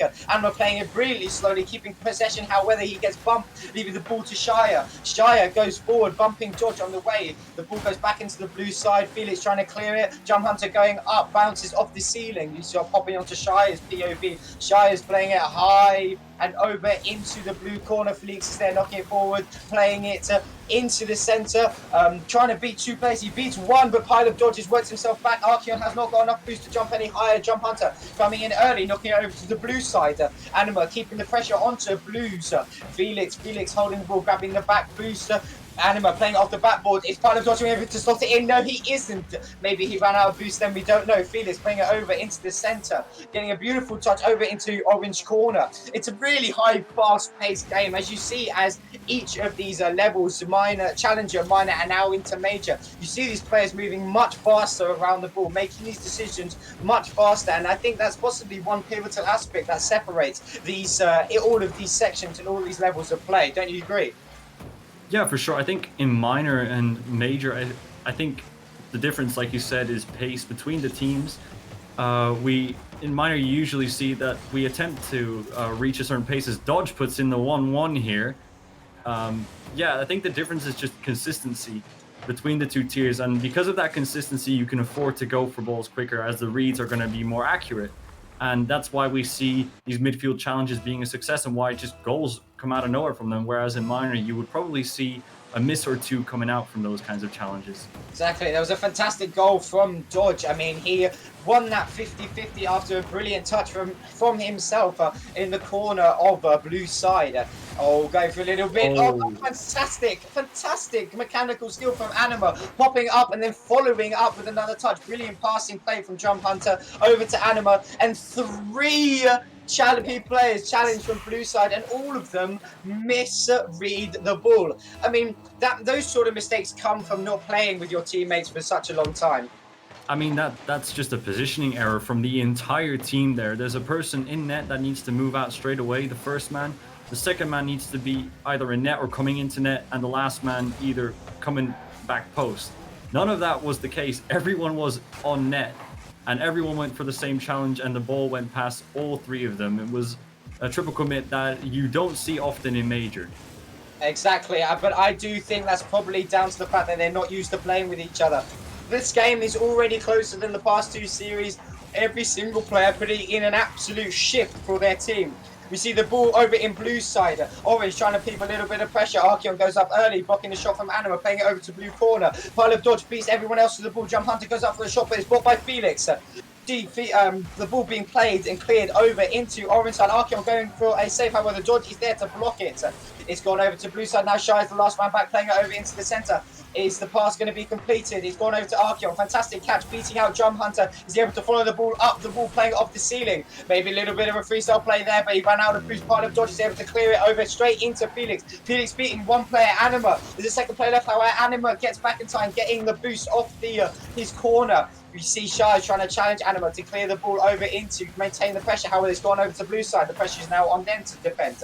It's really back and forth here. The ball flying back and forward between the two sides. Two players go up to challenge. It's beaten out, knocked straight down. Jump Hunter wins a 50-50, playing it over to blue side. However, Felix there to clean out the ball, trying to keep any sort of pressure and away from the danger zone. The shot's on goal. However, Shai is back. I don't know how much boost he has. Archeon playing it forward. Is a shot enough? Yes, it is there, but Pile of Dodge is able to get up with 70 18 boosts remaining. Oh, Of course, that attack. could have been deadly.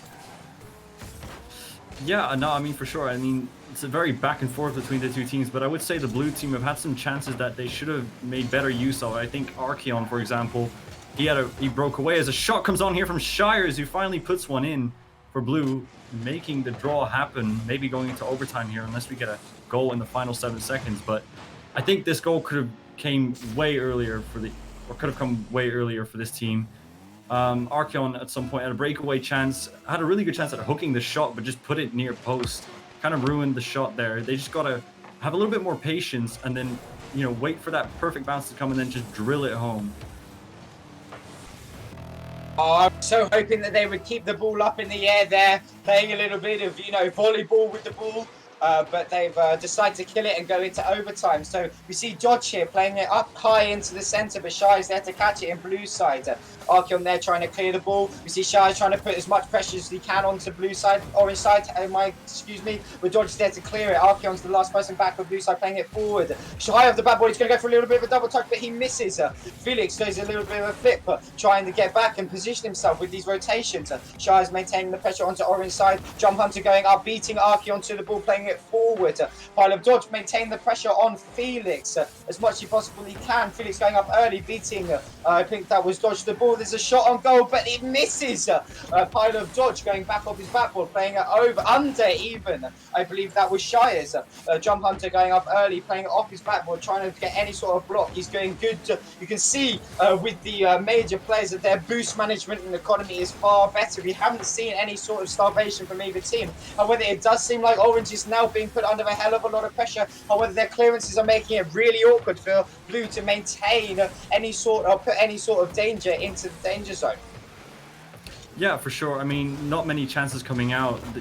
Especially in major, it's the case. You need to be clinical at every single instance, and you're gonna have games like these, especially in league play. If you'd watch, then you would notice that there are games where the chances are just slim, and the very few you get, you gotta put them home, or the other team will do so.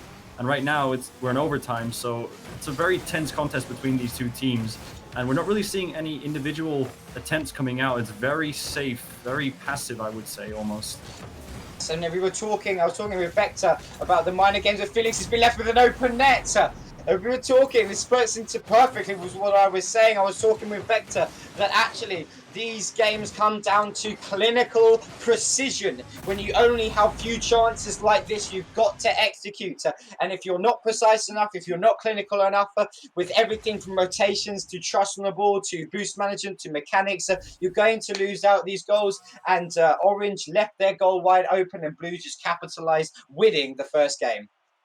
Yeah, for sure. And it's a nice comeback from them as well. They had a rough start to that game. And I think Archeon as well. I've not really seen much of what he's been doing throughout the season, what he did so well. I do think Felix has been performing very well. 500 points, MVPing 6 shots as well. He's been the dominating attacking pressure for Blue. If they can all bring that kind of level to the table, I think we're going to have Blue shift the momentum here. They already have in some sense by winning. But I think the consistency is a bit better, especially at the start of the game from what I've seen so far for the Orange team with Anima. But honestly, it was a very close contest, and I wouldn't be surprised to see it go to overtime again. Yes, I couldn't agree more. A game 5 may well be inbound, and that is something we do want to see. But as you did mention, we were talking a hell of a lot about Archeon in the pre-game, but we haven't seen much of him. I wonder whether that is possible, I don't know, nerves, or whether it's just him settling into playing with the team that he obviously has not played for with very long. So it's going to be interesting to see whether they're able to bounce back, or whether it's going to be a close match, but edged out once again. So it's going to be interesting what happens within this next game. I don't think Archeon has an issue with nerves exactly. I think if we're talking about finals, yeah, I think maybe in those situations, but in general, I think he's very, very calm. Like if you've ever spoken to him for a while, like you would know how calm he is in general. But yeah, I don't think that these kinds of occasions stress him out particularly. I do think, however, that what you were saying after that was true, that a new team is hard to adjust to. I mean, he's been playing a certain play style with a certain group of players all season long, and now you're playing with pretty much the guys you've been playing against all season and your old teammate, which is a very different dynamic. And well, we're going to see who can adjust most efficiently here in this series. Yes, it's going to be interesting to see. As we see a very 50-50 beginning here. However, a fantastic shot from Jump Hunter and a brilliant save from Archeon, as we were just talking about him. Anima now has control of the ball in the orange side. Huge amount of pressure from Archeon and a shot off from Shires. That was just a brilliant example of mispositioning, but as in All-Stars games, it was brilliant to see a fantastic passing play from Archeon off the backboard, and Shires was able to follow it up quickly with a beautiful shot past two players. It's a fantastic game so far, and it's brilliant to see these level of mechanics coming out. The kickoff coming off from Archeon and Dodge. Felix playing it over to the orange side. However, the Anima's there to block it out. Jump Hunter waiting on the wall maybe for a pass. He passes it over to Jump Hunter. Jump Hunter has to beat two players. Has he been able to do it? No, he hasn't. Archeon comes out from inside of his goal to make a fantastic save. It's passed back to Archeon. Almost a bit of a misplay there. This could have been capitalized on by Anima. It played over to the center by Jump Hunter once again. Pile of Dodge playing off the backboard. Missed by Archeon by the looks of it. Anima going up high and trying to play it down off the backboard, quite low now, but it's cut out by Felix. Felix plays it forward. A lot of pressure coming out from Orange team. Pile of Dodge playing off the backboard. Destroys Archeon as he goes to his second touch. Goes to the center. Shies, is he going to be able to capitalize on the shot? No, Jump Hunter is there to clear the ball. It is key now. The back pressure is now back and forth. You see Anima and Felix going up early. Joe, who's going to beat him out? Anima beats the ball out. Archeon up in the air. So is Shires. Plays it down central in front of the goal, but nobody's there to capitalize on it. I don't know how much boost Dream Hunter has, but he's trying to look like he's stabilizing the bit of the game a little bit. You see Felix going up early. He misses the ball with an open net. Archeon and Anima trying the ball over in blue corner. Felix goes up, trying to play it back into that corner, trying to make it awkward for Orange to keep any sort of pressure. Anima left with 10 boosts. He's not much. He's going to have to do maybe a bit of a rotation back is needed. Felix comes off his backboard, playing it over to the other corner, where Pile of Dodge is there catching the ball. Plays it over to the centre of the goal once again. Archeon plays it back over to that same corner. Felix beats out Drum Hunter, trying to play and clear a little bit of the space. Anima's up early, plays it forward. Dream Hunter gets a little pop towards the goal. Anima comes playing in, but it's a fantastic touch and save from Shires. You can clearly see that these players are absolutely pounding the pressure onto blue side. It seems the pace is getting the better of you, Op. Wouldn't you agree? Very back and forth. I was gonna comment on one of the goals earlier, but the game just kept on going, and your commentary just kept on going. Like it's fun. It's a very different vibe so far, but for sure, I mean, this game is going back and forth, and if you're trying to keep up as a play-by-play caster, this will definitely get you a little bit short on breath at times. It does so. It does very, very much so. Keeping up with this sort of pace is difficult, but that's why I have a fantastic caster like you by my side, able to give me an opportunity to catch my breath. Yeah, exactly. And I think so far, I think it's more of the same from the last game. What we're seeing really, it's just very back and forth. No one's really going for anything particularly individual, and the very few chances that do arise for both teams aren't really being capitalized on. I remember you watched Drum Hunter go for a shot earlier as he puts one in now. The caster curse coming back to bite me, but we saw Drum Hunter getting a really good infield pass through the air earlier, and it was pretty much an open net for him, but he flew past the ball after Felix missed, and I mean, that's the kind of chance that just needs to go in, and those aren't going in for the moment. So we're just looking at a very even game right now, as Archeon puts in the 2-1 for the blue team. They came out swinging after that previous goal. They really wanted to get their head over, and that was a fantastic play. Archeon able to slot it into the bottom right-hand corner, but a brilliant pass from Felix, identifying the space and realizing that they can capitalize off this kickoff. Yeah, no, for sure. And another goal might just come out here on the kickoff. These kickoff goals need to stop happening. It needs to give us a chance to analyze what the hell is going on.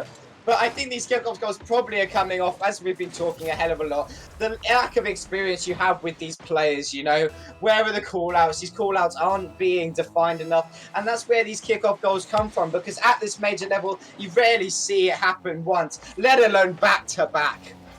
I mean, I'm just really confused with that kickoff as another shot comes out here from Anima, who puts it in. Just goals coming back and forth right after I call the game very even and low scoring. We get the absolute opposite. But on those kickoffs, especially like even in Challenger, the rule most teams have is that on the kickoff, regular kickoff, the two players diagonally from the ball, one in the middle in front of the net, you have one guy that follows one guy that goes for boost. We've seen, I think twice in a row, we've seen two players going for boost and just the one for kickoff. And if you do that, you're running the risk of giving your opponent a free shot on net, an open net. And I'm really surprised to see that at this level. Yeah, I do totally agree. It's not often you see these mistakes coming out from this high level of plays with the IQ really that players have at this level.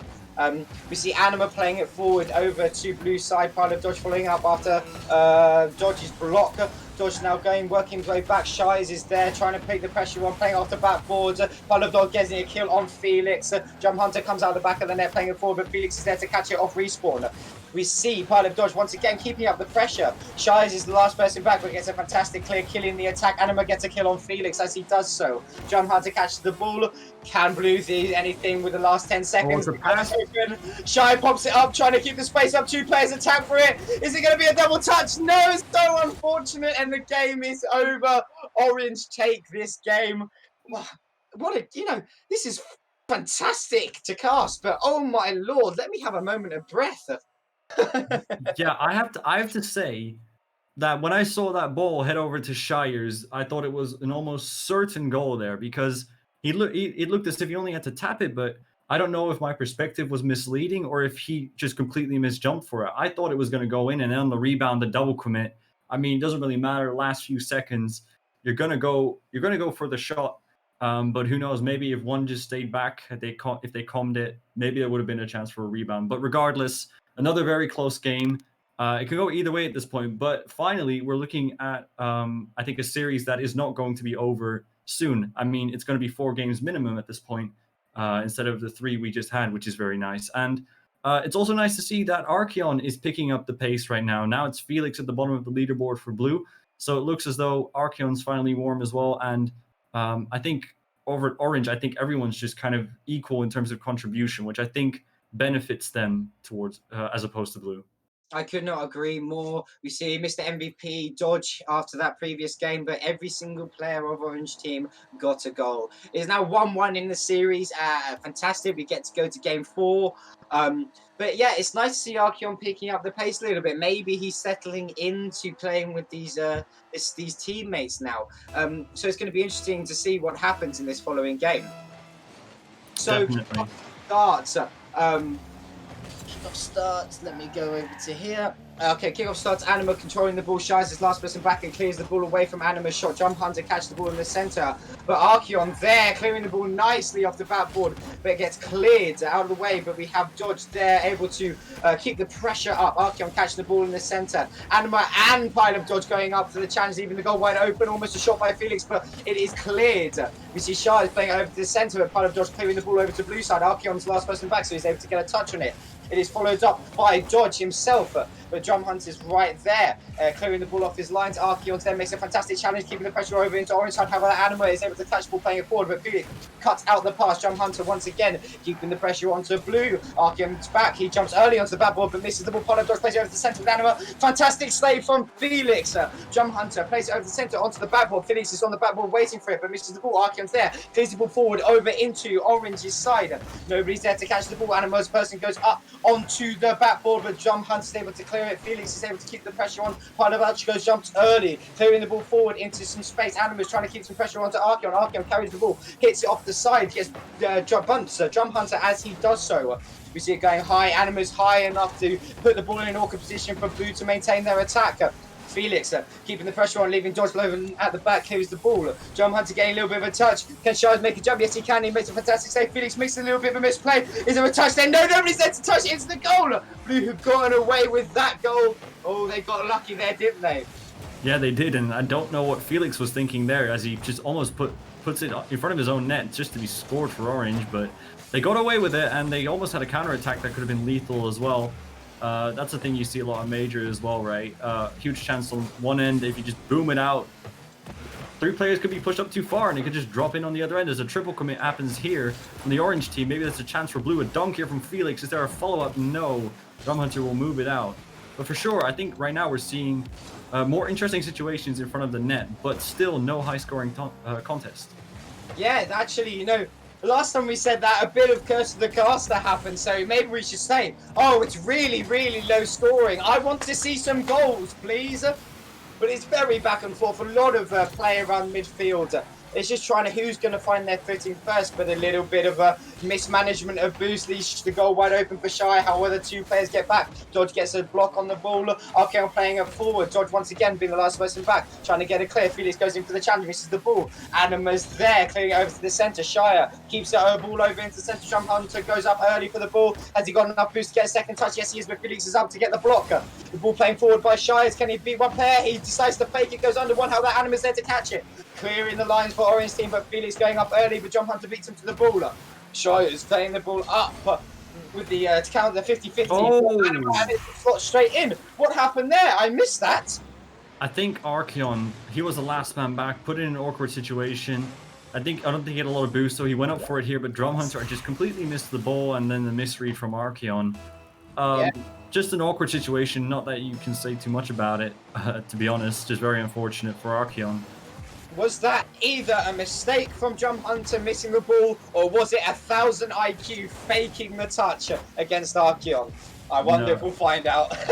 No, I really doubt that. Not until you get to high elite will you see that kind of big brain play. But who knows? Maybe it does happen here, as we almost cast the curse to the end, because another miss happens here on the goal line that causes Blue to score this time around. Archeon, the one responsible for the miss this time.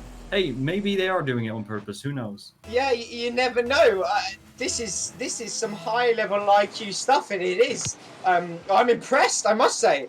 You see the kickoff going in favour of Orange, played into Blue side. Shy's back there, however, so there's not much pressure coming in from Orange. Gets a good clear, leaving Archeon a little bit of space to play with the ball, misses the ball. However, two players miss the ball defensively, Anima and then Felix missing it in the aggressive side. Pile of Dodge clears the ball, Archeon's last person back. He plays it high, Shy is there, goes to the touch, misses it. Jump Hunter also misses the touch. They left an open goal, Archeon. You missed the shot there. Felix being there once again, but coming off the backboard is Dodge, making sure that the save is there. Shires misses the ball. The ball is now going back and forward across the central line. We see Jump Hunter going up early. Felix gets a fantastic shot, playing it off his backboard. Dodge is there, playing it down and quite slowly towards the goal, but Archeon gets in the way of it. Archeon makes a second fantastic touch, keeping the pressure away from his danger zone and his goal line. I mean, it's really, really whoever gets the better touch in the midfield who gets this aggressive play, isn't it, right now? Yeah, it is, and I have to say, like, we spoke about Archeon extensively, as he's just one of the biggest players we have around here, but his shooting's been very off so far. He has had a few very good chances, and he's put them on the post twice now. At least two situations I can recall. As a defensive mistake comes out from him here, I'm sorry I caster cursed him again. Reminds me of a situation earlier this season, actually in the finals, where he joined the VC right before the finals happened. Joined the casting booth and pretty much called the other team bad, and then we pretty much called him the best player for the rest of that series, and then he whiffed on his goal line. Oh dear, Archeon. It's definitely Curse of the Caster happening here, but the goals seem to be coming off the back of mistakes currently, not any like team play or individual skill. Oh, that bump was very nice. That, as I say, it's a lucky play. So we get a fantastic bump to get a goal. So, it's really a mismatch of what's happening here, but it does look like Orange is taking this unless we're getting another kickoff goal. Who knows? Doesn't seem like it. 4 seconds left, but no, this touch is not good enough. That's unfortunate, but GG's, that game was a lot closer than the previous two. Well, I say that, the previous two were really, really close, yeah. Everything's been close so far. I felt like it was, I don't know. I don't really know how to sum that up. The goals came out of mistakes from the defense. They were able to slot them straight past into the goal, and it wasn't really any individual skill or team play that really highlighted this game. It was very much, oh, there's an opportunity, let me slot it back in. But these mistakes, they happen, and I do think that it's primarily down to the fact that they aren't used to playing with each other. And so it's really interesting to see how the next game is going to transpire as the games progress, because this is the most games that we would have had in these series so far. So it's going to be interesting to see, you know, if they are able to settle down more with the teammates that they have today.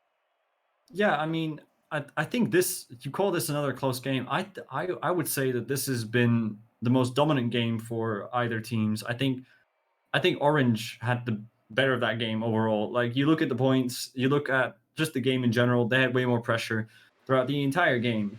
I think they finally put on a more dominant display, and for the blue team, they just didn't put in their shots. Like, Archeon had one really good opportunity, put it on the post, like, just not enough patience yet. But for sure, still a very close game nonetheless, because it may have been 3-1, but that third goal didn't drop until the final few seconds of the game. And, well, I mean, I wouldn't be surprised if we see a win come out here from the blue team to take it to game 5. Yeah, I wouldn't be surprised either. It is very 50-50. They are very, very evenly matched. And it's a sort of, again, to the level where mechanics don't set a team apart. As I say that, 2 demos come out from both sides, you know, one on each team. But, you know, the mechanics aren't setting teams apart here. All the players are all very evenly mechanical. It's all about kind of understanding the teammates you're playing with, and, you know, understanding the rotations to give yourself opportunities to score more goals. Definitely. And you're right. I don't think, especially in Major, I do not think that mechanics are what separate a player. I think it comes down to a lot of game sense, first off, but I think also how you adapt to different players. So, for example, if you're solo queuing a rank, you need to adjust to teams. And the better you can do that, the higher you will go ultimately. So it's much less just simply a mechanical thing. It's just, I think it's just a mental, it's just mental quality as well that you have that determines how far you will go. Not until you get to a league do you really see that an individual will just start tearing teams apart. Very rarely do you see such moments in Major. Yeah, it's definitely an interesting thing, and I'm looking forward to seeing the Elite Games. However, focusing on the Major All-Stars, and as we see, actually quite a lovely bit of a passing play from Pile of Dodge. We see Dodge taking control of the ball off Shies. Actually, maybe it wasn't intentional. He looked like he went for a challenge on I don't know who it was, but Dodge went for a challenge, and it seemed to slot straight in front of Anima, who could just, you know, tap the ball into the goal.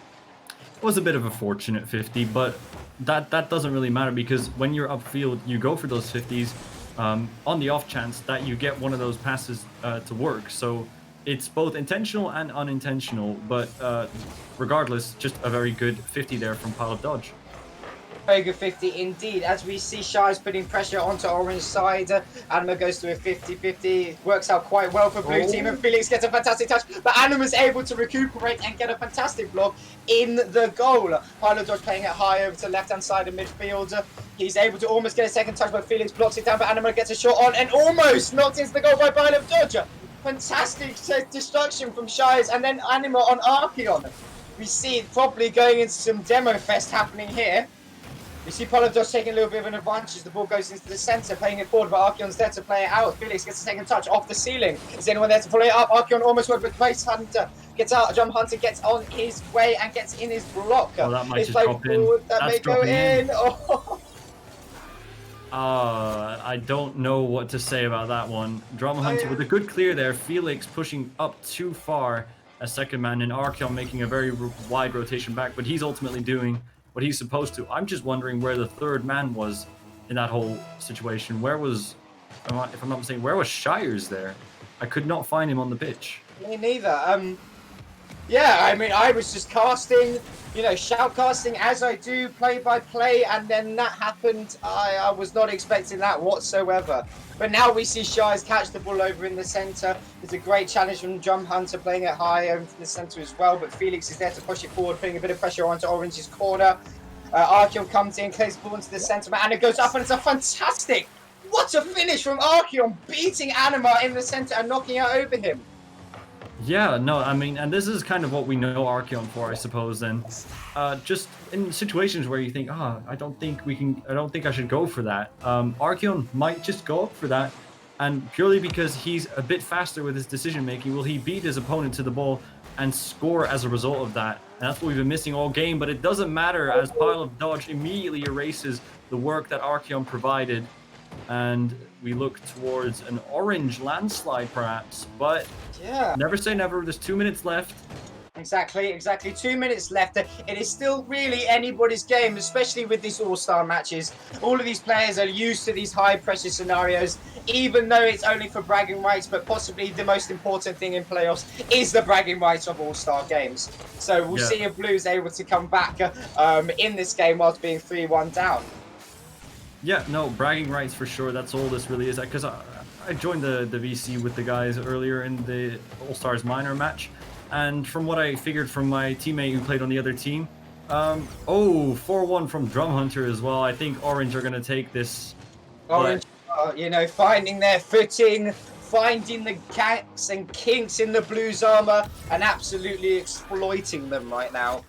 I think the atmosphere is a lot more relaxed. I think for these All-Star games, it's just, you play it for fun, and if you do win, you can say you won the game of the best players in your tier, and ultimately that's all bragging rights. I don't think this compares quite to winning the whole league, but for sure for players that like an individual performance, for sure these kinds of matches are very nice, and that's why I'm surprised that Strafe isn't in here.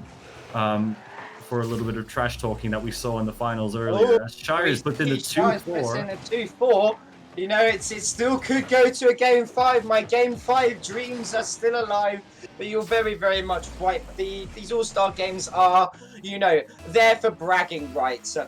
It's nowhere near as intense as the playoffs and the playoffs finals. But if you do win these All-Star games, you are best part of the team that won the All-Stars, and Felix puts in a goal to make it 3-4 with a minute remaining. This is what we've been wanting to see, I think, in these games. I don't recall how the Challenger games went, but just going by minor, we haven't seen any very eventful games yet, close contests that have been a comeback that goes to overtime or something. Maybe we're finally going to see that come out here from the blue team. The blue team putting a hell of a lot of pressure onto Orange. Arkham plays it over to the center. Dream Hunt's able to get clearance over into blue side. Shy is being in the right place this time, able to clear the ball. Felix catches the ball, playing it into Orange's corner. However, Anima gets there first. Arkham beats Anima in the air, plays it high off the ceiling. Jump Hunter's last person back, gets a clearance, plays a shot on goal, but Shies is back once again. Anima playing it off the bad boys. Anyone there to follow it up? Arkham gets a fantastic pinch save off his corner poster. Felix playing it forward. Arkion's chasing. Is he going to get there faster? No, Anima's going to get there first. Playing it over to the centre. Felix catches the ball, plays a shot on goal, but Tyler Dodge is there to clear it. We see Shies jumping up, playing it forward. One man back. Oh, brilliant touch of Dream Hunter, playing it awkwardly for Blue. 7 seconds remaining. Can Blue pull this out of the back, or is Pile of Dodge going to kill it? It's up one more time. Archeon going up for this. Is anyone there? And it's beaten out by Drum Hunter. What a game. What a game. It's almost brought back. But GG's to Orange. They take the series 3-2. Ooh, looks like I'm having... Nope, my camera's okay. But, what a fantastic game that was. That was really, really, really good fun. 3-2 to Orange. Any highlight moments you want to pick out? I think this game was where we got the most entertainment value. I think overall it was a very close contest, and I think everyone loves a close contest, but I don't know, like it was just a boomer game, back and forth continuously. This was finally a game where we saw more passing plays, more successful 50s, more risks being taken, especially that last one. Taking risks is what makes it fun. You end up with high scoring contests here. And this looked to be maybe one of those overtime games that came from a comeback. Unfortunately, it didn't happen. But even then, this resulted in a more entertaining match overall. And Elite might provide such a situation because, like we said earlier, in Elite, we're finally going to see mechanical plays making the difference between players. We have Marmoen and Destiny, who I think are playing this match in a bit. And they have very good mechanical skill. I can tell you, Destiny's had a few nice highlight reel shots earlier this season in league play. And I look forward to seeing those come to fruition in this All-Star match we have coming up. Yes, so I'm excited to see the Elites play. Fantastic, and GG's to everyone who performed in the major game. You are all very much had earned your place in the All Stars finals here today. GG's all around, but let's turn our attention to the next series, which is our final series of the evening, the Elites. This is the highest bracket that we have in RSC, and so we're expecting to see the highest level of play. It is consisting of Destiny from Lovi, Detroit from Riot Legion, Franz from Volvo V70, Thugger from Exodia, Ultras from Lovi, and Vector from Volvo V70. He usually also casted with me earlier. So, who do you want to pick out of these 6 fantastic players? I would definitely place my bets on Destiny, even though he didn't bring it home in playoffs. And that's why I mentioned Marmolin, because Marmolin is also very high up that tier list. And he actually won the entire league in playoffs quite recently, last week. Unfortunately, for Destiny, even though he's been the absolute MVP all season in Elite, he couldn't bring it home. And maybe this will be some form of a consolation prize on top of his MVP award, because he has ridiculous mechanical skill. But all these players have that ultimately. We have Detroit, who's been known for doing that as well. I know him because I think he has an Instagram account, or maybe I think it's perhaps because he follows a friend of mine who does a whole clip Instagram account thing. So they all share cool clips of each other. So you see his mechanical skill there, and I think, like I said, all these players have good mechanical skill, but I do think that Destiny is the best player in this entire lineup we've got. Wow, that's fantastic. I mean, it does show, his stats do, show that he is absolutely shining. He has 56 goals in 44 games played. So he scored more goals than he has played games. That's incredible stats as it is. He has 31 assists and 76 saves and 148 shots. He's putting himself in a fantastic position to capitalize on the opportunities given to his teammates, as well as making sure that his rotations are crisp to make these ideal saves. He really does have stats and the ability and mechanics to put himself in the top tier of players. Yeah, definitely. And out of these two teams, I couldn't tell you which one's going to win, because these are all such good players. Although the elite tier does range quite a bit. I think it runs from 1600 all the way up to 1900, or something along those lines, 1700 to 1900. Like the 200 MMR gap, it's quite large, and we've seen like especially the top 4 in elite last season, they've been very, very dominant, as they've always been. So seeing these players from the top 4 merging together in a different dynamic, I don't know what to expect. I think we'll see individual plays that we didn't see in the major, minor, or challenger tier.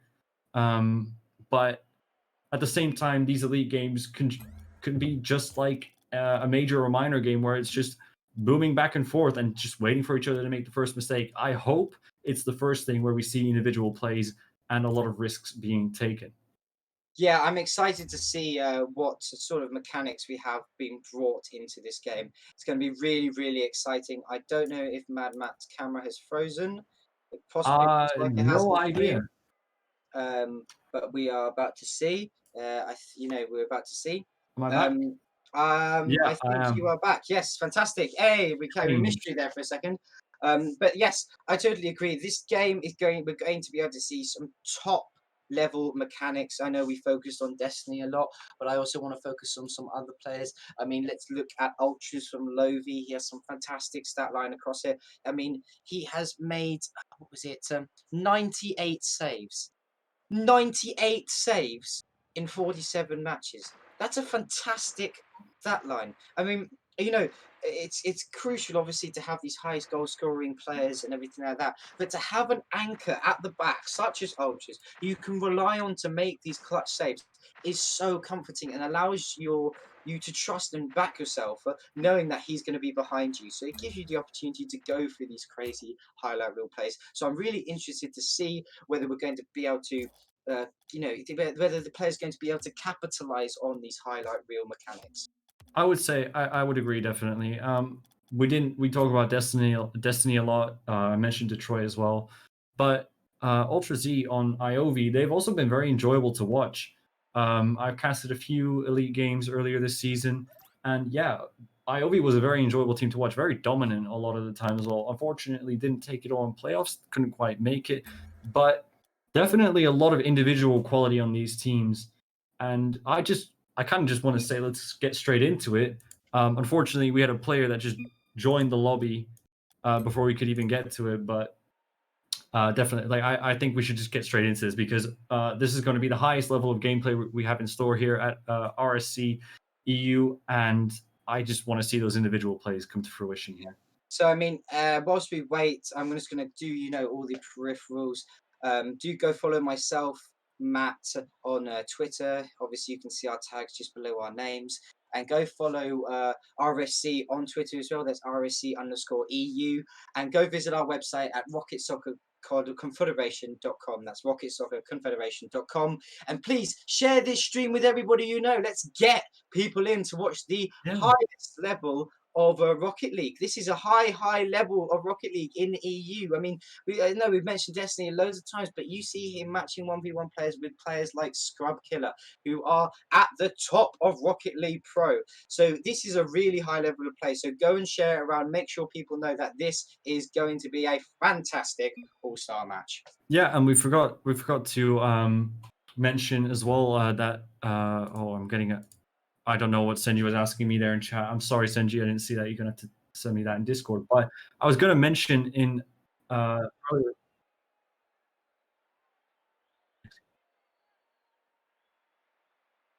Okay, sorry, we had Senji interrupting me there for a second.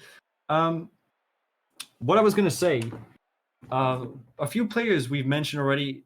So we had Detroit, Destiny, Ultra Z. We failed to mention Thugga, who had a very good season, obviously, as well. But Franz as well. He does coaching for us in our franchise over the Fuzzy Beavers. We've done some replay analysis with him, so he's also coaching people. So he has I think his game sense is really up there for Franz, and he's been a dominant player throughout the season as well. I think he's been in the team of the week at least once now for Elite, and I look forward to seeing a good performance from him as well. For sure. Like I said, there's not really much we can say in order to predict what's going to happen here. I just think we need to get straight into this. Right now, we're waiting on Hop to get into the lobby, and then we can get straight into this for you guys. So for now, everyone in chat, let me know what your predictions are. Throw them in chat. I want to see them. Do you think Team 1, the blue team, will win? I'm not entirely sure who's going to be on that team. Or let's just say it like this. Do you think Destiny's team will win? Or do you think we will see a very different outcome here? Do you think Destiny will be the leading player, for example, on the team he's going to play for? Or do you think we can see a team as a unit performing better?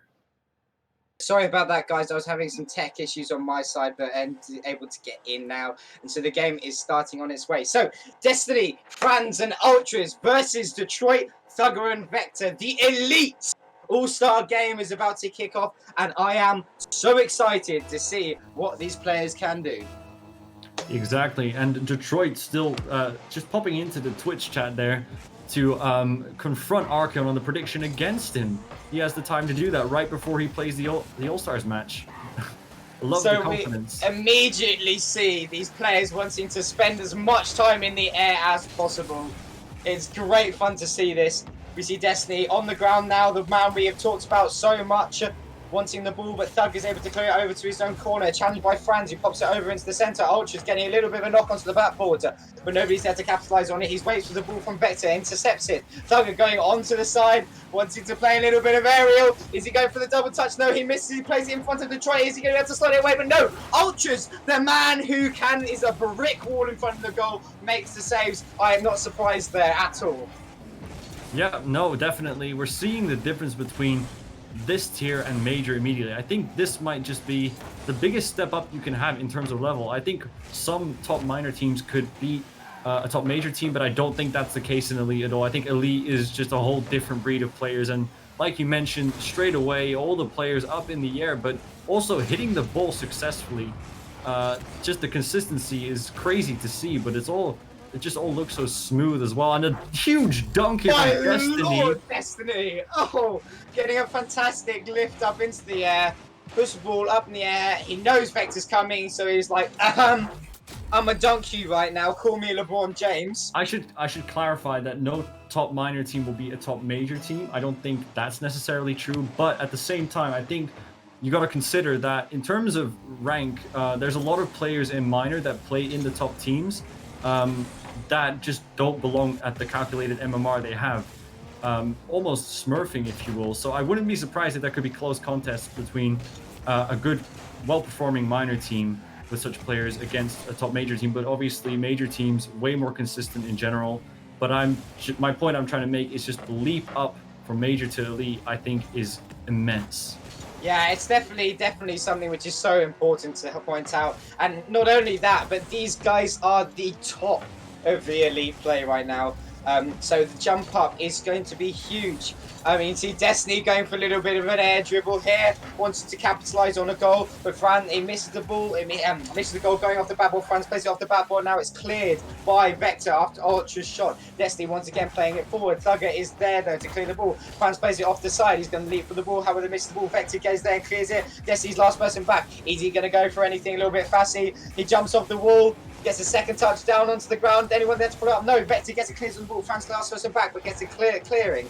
Vector carrying the ball, gets a bit of a 50, you know, bit of a even 50-50 with Vector there.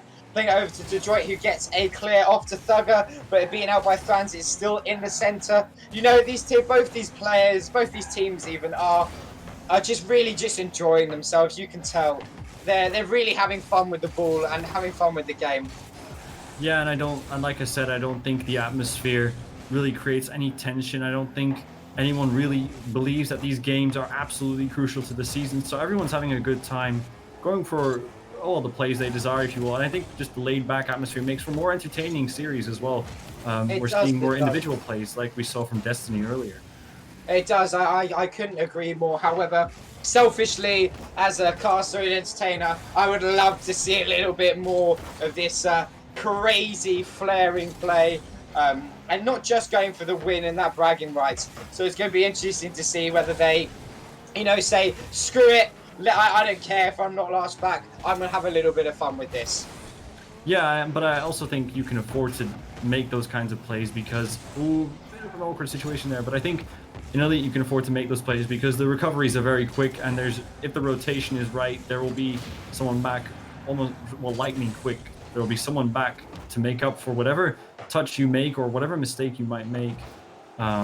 So I think individual plays are just, you have a lot more space to go for them, I think, at this level as well.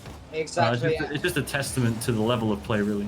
Exactly, and not only the mechanics and the level of play so high, but the understanding of the game really shows that these players can make these individual plays and have the rotations, even though they haven't played with each other for too long.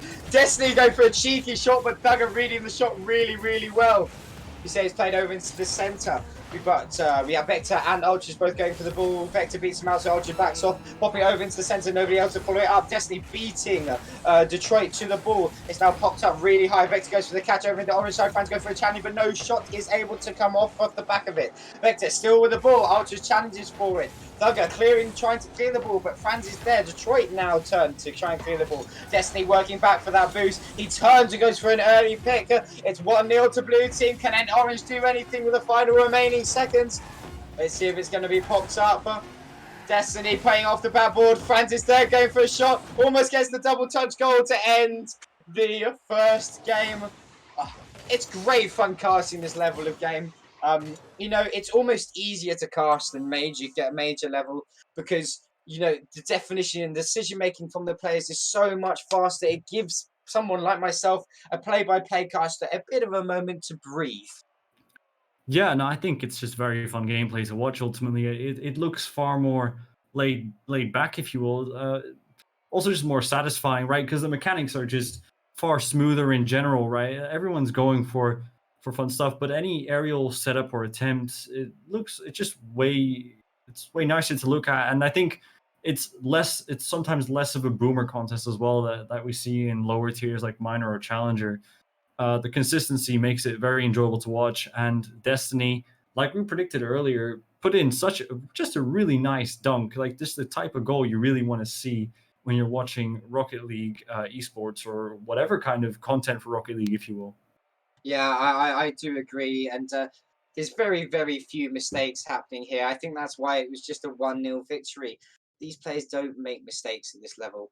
They know what they need to do. They know how to recuperate, even though they're having fun. And so it's really noticeable that the level of play that these guys are putting out for us, and it's just great fun to spectate in the cast over. Definitely.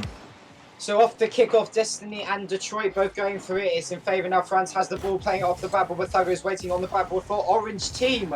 He plays it forward, trying to get a nice clearance. Ultra turned on the ball, almost popped up quite awkwardly. 2 players commit for that, Franz and Ultra. However, like you were saying earlier, the recuperation is so fast, it doesn't play too much danger for them. Destiny going for a little bit of something once he popped the ball, but Thugger is there saying, nope, no fun for you. I want the ball over on my side. So we have, I think that was Fran playing for a shot. We see Fran's going up early now. Thugger trapping the ball under himself. Fantastic little block from himself. Detroit popping it up, maybe going for a little bit of something. Ultra's waiting on the backboard, getting a fantastic read on his shot. Now it's gone forward into Orange's side, playing off the backboard, but Vector's gone up early, keeping the pressure away. Destiny catches the ball, popping it down to, I don't know who that was, but that could have been a fantastic passing play. Vector is there. 2 destructions for blue. Is anyone going to be back in time? Detroit comes up, Destiny comes up, one just in time to get a clearance. Ultras is back now, making a fantastic clearance once again after Thugger's shot. Thugger putting a huge amount of pressure on them. Detroit challenges Destiny early, beating him out to the ball, pops up into the centre of Blue's half, and France get a clearance. Thugger goes up, keeping the pressure on Blue's side. Vector gets a nice little tap down, not on target, unfortunately. There's so much pressure coming out from both teams. However, it does seem like Orange have a little bit of control over this match. Yeah, I mean, I think we're right now. It's a bit back and forth between the 2 teams. I've not really seen anything too mind-boggling right now. As a dangerous ball just goes by the blue net. But yeah, no, I mean, Orange have a little bit of an upper hand right now. But like I said, I think it can just go either way at this point. Yeah, I could not agree more. It is very 50-50, because that's what you get when you put the best players of Elite onto one pitch and you say, have fun. It's gonna go either way, because you know that they're going to be reliable and they're all going to be mechanically amazing, and so edging out each other is going to be so marginal. It's going to be very difficult to capitalize on it. So it's going to be interesting to see whether actually, yes, they all have the mechanical skill to do these special things, but actually, are they going to find the opportunity to execute those mechanical brilliance? Exactly. So we see Destiny and Vector challenging over in Blue's half. Ultra's trying to get a clearance. Detroit misses the ball because he doesn't have enough boost, but Thugger's last person back. It's a nice pop over to Vector, but Franz is getting up early. Detroit once again going back, but Vector challenges him before it and gets the ball over onto the blue side. Destiny goes up early, plays the pops the ball bound, maybe looking for Ultras for a little bit of a redirect. Vector is there, and there's another fantastic redirect off of Thugger, but Ultras gets in the way. Mr. Brick Wall himself. Destiny popping it forward. Thugger gets in the way, but Destiny's read it brilliantly. Detroit is now last person back, pops it up high. Ultras is there to keep the pressure onto Orange's side. Thugger trying to clear the ball out, playing over to Orange's corner. Plays it forward once again. Destiny's just trying to read it, playing it slow. Make sure he times the challenge brilliantly. A very even 50-50 coming out between both of them. It's popped up over onto our Blues black backboard. Ultras is there waiting for the ball. Plays it over to the corner, but Detroit intercepts the ball and keeps the pressure onto blue side. Now Vector's turn to keep the ball into blue side, but Destiny is there to try and get a good clearance. I mean, you know, this play-by-play casting is great and all, but it's just so back and forth. I'm saying the same things over and over again. One player to another player to another. It's just so central right now. Yeah, and I think at some point you gotta just think to yourself, well, maybe less play-by-play, we just start talking about the players a little bit. So how about that? So would you say Destiny's been fulfilling the expectations so far? Ooh, that's hard to say. Apart from his nice little dunk shot at the beginning of, I think it was game 1, I haven't really seen much shining out of him. I think the player who I'm most impressed by is Ultras. There seems to be some fantastic shots coming out of Orange side, but Ultras just is living up to his 98 saves during the playoffs. He really is in the right place at the right time defensively. But no other real players standing out for me apart from him. Yeah, and that's weird as well. And Archeon mentions it in chat. I thought you mentioned, sorry, excuse me, Ultra Z. Ultra Z, also a Supersonic Legend tourney winner. We haven't seen many of those in our tier yet in Elite here, but he's the only one alongside Destiny to have that title. And, well, I mean, we should not forget about players such as him either, because he's been performing really well, like you said. And Archeon went in chat as well. He put in Thugger. We haven't spoken about Thugger a lot right now, but he's also put in a consistent performance this series. And a goal might just come out here. Ooh, as Destiny tries the Doomsday Dish. Can't get it to... Ooh, unfortunate there, but it dropped to the ground. We go to overtime. Oh my lord, this could be a long, long game. It is 0-0 entering overtime, but as Archeon says in the chat, both teams are cancelling each other out. They seem to just be matching each other's moves every step of the way. Thugger up in the air. Yes, he is looking cracked right now. Detroit gets a fantastic... Oh! Woohoo! I wonder how that goes in. It was a very nice tap from Thugger, but the shot was not very powerful. I guess the surprise was in how slow the shot was, and that put the entire blue defense off, and it just drops in. No idea what happened. Yeah, I don't really know what to say about that. It looked like Destiny was in the right place to make a save, but I think he wasn't. Yeah, as you were saying, wasn't expecting the speed to be that low. I don't know. However, as we see this next game, you know, Orange takes this game, and what a game it was. Very, very back and forth. Vector, as we see in the chat, really, really enjoying that game. So, you know, GG's all around. But, you know, this is a really massive showing of why these guys are in the All-Star Elite Series. They are brilliantly executing every step of the way. And, you know, but I am wanting to see a little bit more freestyle, shall we say. Yeah, I mean, the individual plays is what we like to think about with Elite, but I think given how close this contest is, maybe we're going to see a little less of that. We saw it coming out in game one, but I think both teams really want to win, especially given how close this series is. So I wouldn't be surprised if the individual plays, aren't seen too much from this point forward. And that we see, just like last game, just a really close contest of just waiting for one team to make a mistake, a fatal error on defense, and then maybe they'll score a goal for that. But I think I don't know what's happening in the lobby. By the way, it's a mess. I'm trying to cast, and there's just a big mess going on in the lobby. I don't know what's happening. We're missing out Destiny currently. So I don't know if we're playing. I think it's looked like the game is on now. Everyone seems to be actively moving, giving Destiny a second to connect to the game. But yeah, as you were saying, I mean, it's so evenly balanced, this game.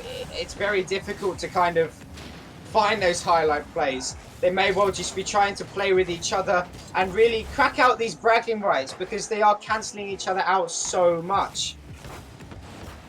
Yeah, exactly. And yeah, I don't know. I look forward to seeing what this game brings here because I'm expecting no real individual plays anymore, or at least not too many attempts. Maybe if there's an opportunity for a setup, they'll take it. But a really good bump comes out here on the goal line, allowing Detroit to sink a shot. These are the extension plays that you love to see. I think there's a certain appreciation you can have for that. Although there's Destiny who's complaining about his controller. Don't quite know if that had anything to do with the goal, but regardless, 1-0 to the Orange team, and they're on match point right now, if I'm not mistaken. They are on match point. You know, with these two teams cancelling out each other out so much, it really does come down to eking that one goal, because it is going to be a one-goal game a large amount of time. And that does not play dividends to how evenly both sides are matched.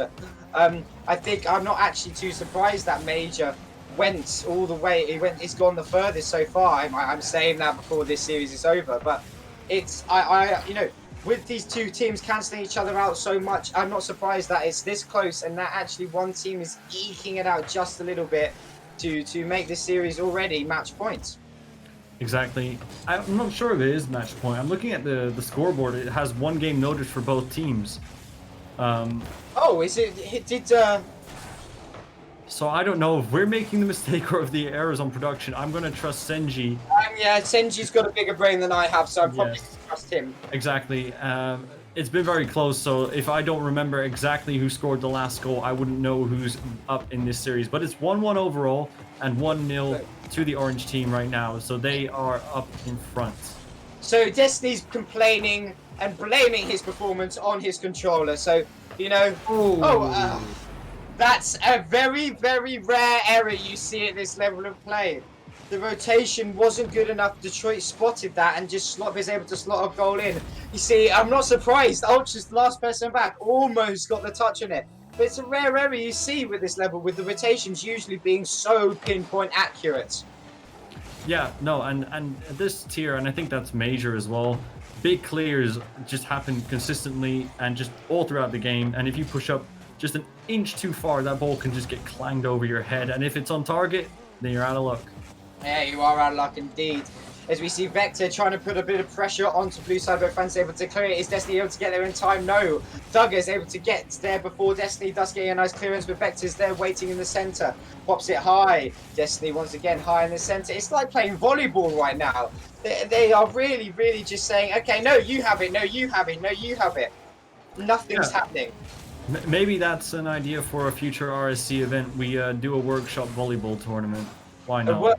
Volleyball tournament, you know, I like the sound of that. I mean, you see like players such as like Lefemere who are creating these fantastic game modes such as Rocket League darts or things like that. You know, this may be an idea for one, as we see Destiny slotting in off the back of a pass from Franz. Yeah, very good shot there. Bit awkward positioning there for Orange, but I mean, it's a very hard shot to stop.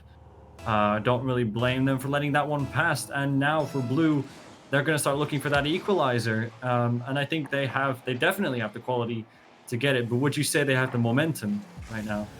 I don't think. Well, actually, no. I'm not going to say it. I'm not going to be the curse of the caster. I think it could go anywhere. Just like that, we see Destiny taking a shot and Thugger making a fantastic save. It really, really could go anywhere. The momentum is shifting constantly. We see Destiny coming flying and I'm missing the ball. Ultra's going up early. You see now Blue putting on a hell of a lot of pressure. He goes for a bump on Thugger, but just a little bit too late. You know, I really think it's this game is coming down to who finds their footing in the right time and the right place. Double tap attempt. Tap attempt. Destiny, you are getting me way too excited right now. And there's the first individual play we've seen in a while, and of course it's Destiny who brings it. Maybe he's starting to feel himself a little bit. Maybe he's starting to think, I want a little bit of spiciness to happen. We never know. Well, I think both teams are looking to put themselves on game points, so, you know, if there's a chance for an individual play and you have the skill to go for it, which is usually the case in Elite, why not? Exactly, why not indeed? To be the person who clutches up in an all-star game, what bigger honor do you have there?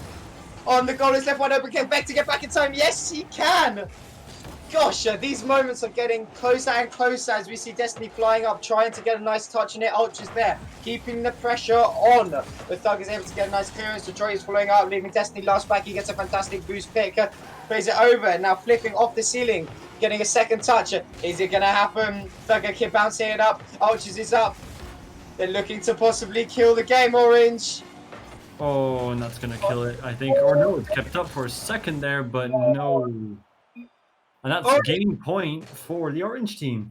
It is game point for the Orange team. I mean, these games are really, really close. I am so impressed with the level of play here. But it was really good to see Destiny going for that double touch attempt. It would have been fantastic to see him score it. But you're right. Every player in this lobby has the ability to go for those mechanically difficult plays to equalize the game. And if you have the mechanics and also probably the balls to do so, why not? Exactly. And all these players have it, especially Destiny. And I think Ultras, we've seen that they both have the confidence to go for these aerial plays. I think from the rest of the field, we've seen a bit more of a composed performance. And I think that's why Orange is ultimately doing a better job winning the series overall right now. I just think they're going for more of a collective effort, moving up and down the field as a unit, and I think that's the difference between these two teams. But that's not to say that the blue team is performing inadequately, because it's still a very close contest every single match. I would even go as far as saying that the blue team provides more entertainment value by the way they play. But well, I mean, regardless, it's about winning, and I think that's what Orange is. Well, they're definitely doing that right now, but I also think they're playing better as a team right now. Yes, yeah, I agree. And Archeon, reading you in the chat, yes, I think Thugger is flying under the radar and being that anchor in defense. And it's something that is so key when winning these really tight games. So here we go. Kickoff begins between Vector and Destiny. Destiny getting another touch, knocking it into Orange's side, but Thugger being that anchor that he is at the back, playing it over into blue side. Destiny going for a little bit of an aerial. Is challenged by what I thought was Vector. Thug is there to follow it up. Franz getting a nice little block, keeping the pressure away from their goal line. Still very central of the game. Destiny gets a nice pop. Vector waiting on the wall, clearing it down, but Franz is there following up with another hit. Thugger waiting in goal, making sure that no danger comes to his goal line. Fantastic second challenge from Thugger, keeping the pressure into blue side. Detroit misses the ball, unlike him, but Vector's there to help him. Is Thugger going to get a second touch? No, he isn't, but Ultra's going up and high, making sure that nothing happens in the danger zone.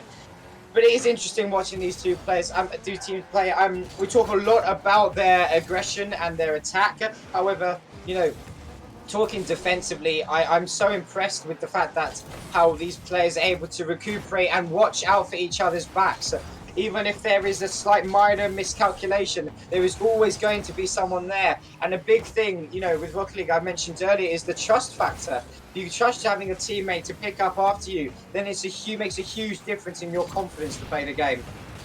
Yeah, and I think both teams don't have any issues with confidence right now. I've not seen any triple commits or whatever, or any particular overcommits that make me think that there's no trust between these two teams, even though it definitely exists, as Destiny puts in the shot here. Fantastic angle. What a fantastic angle. But I think despite the level, everywhere you go in Rocket League, people struggle to trust teammates. Like I know someone at 1900, he always complains about his teammates. But in this case, all these players seem to trust each other, which is a very good thing to see, as they've obviously, or presumably, never really played together in a team like here. So seeing the confidence they have in each other and the games that they bring to the table right now is a huge plus, I'd say, right now.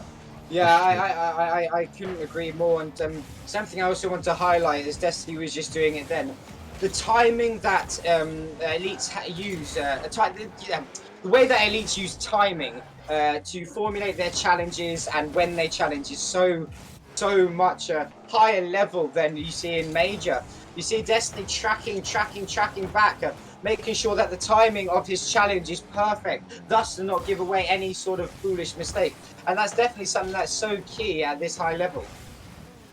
Definitely, and like you said, yeah, it seems more calculated, and it is, because the game sense is just far stronger in this tier. So everything that they do is thought through way more. And I think a bit of an extreme example, if you take RLCS gameplay, I mean, and that's another, like, a whole tier in itself, if you will.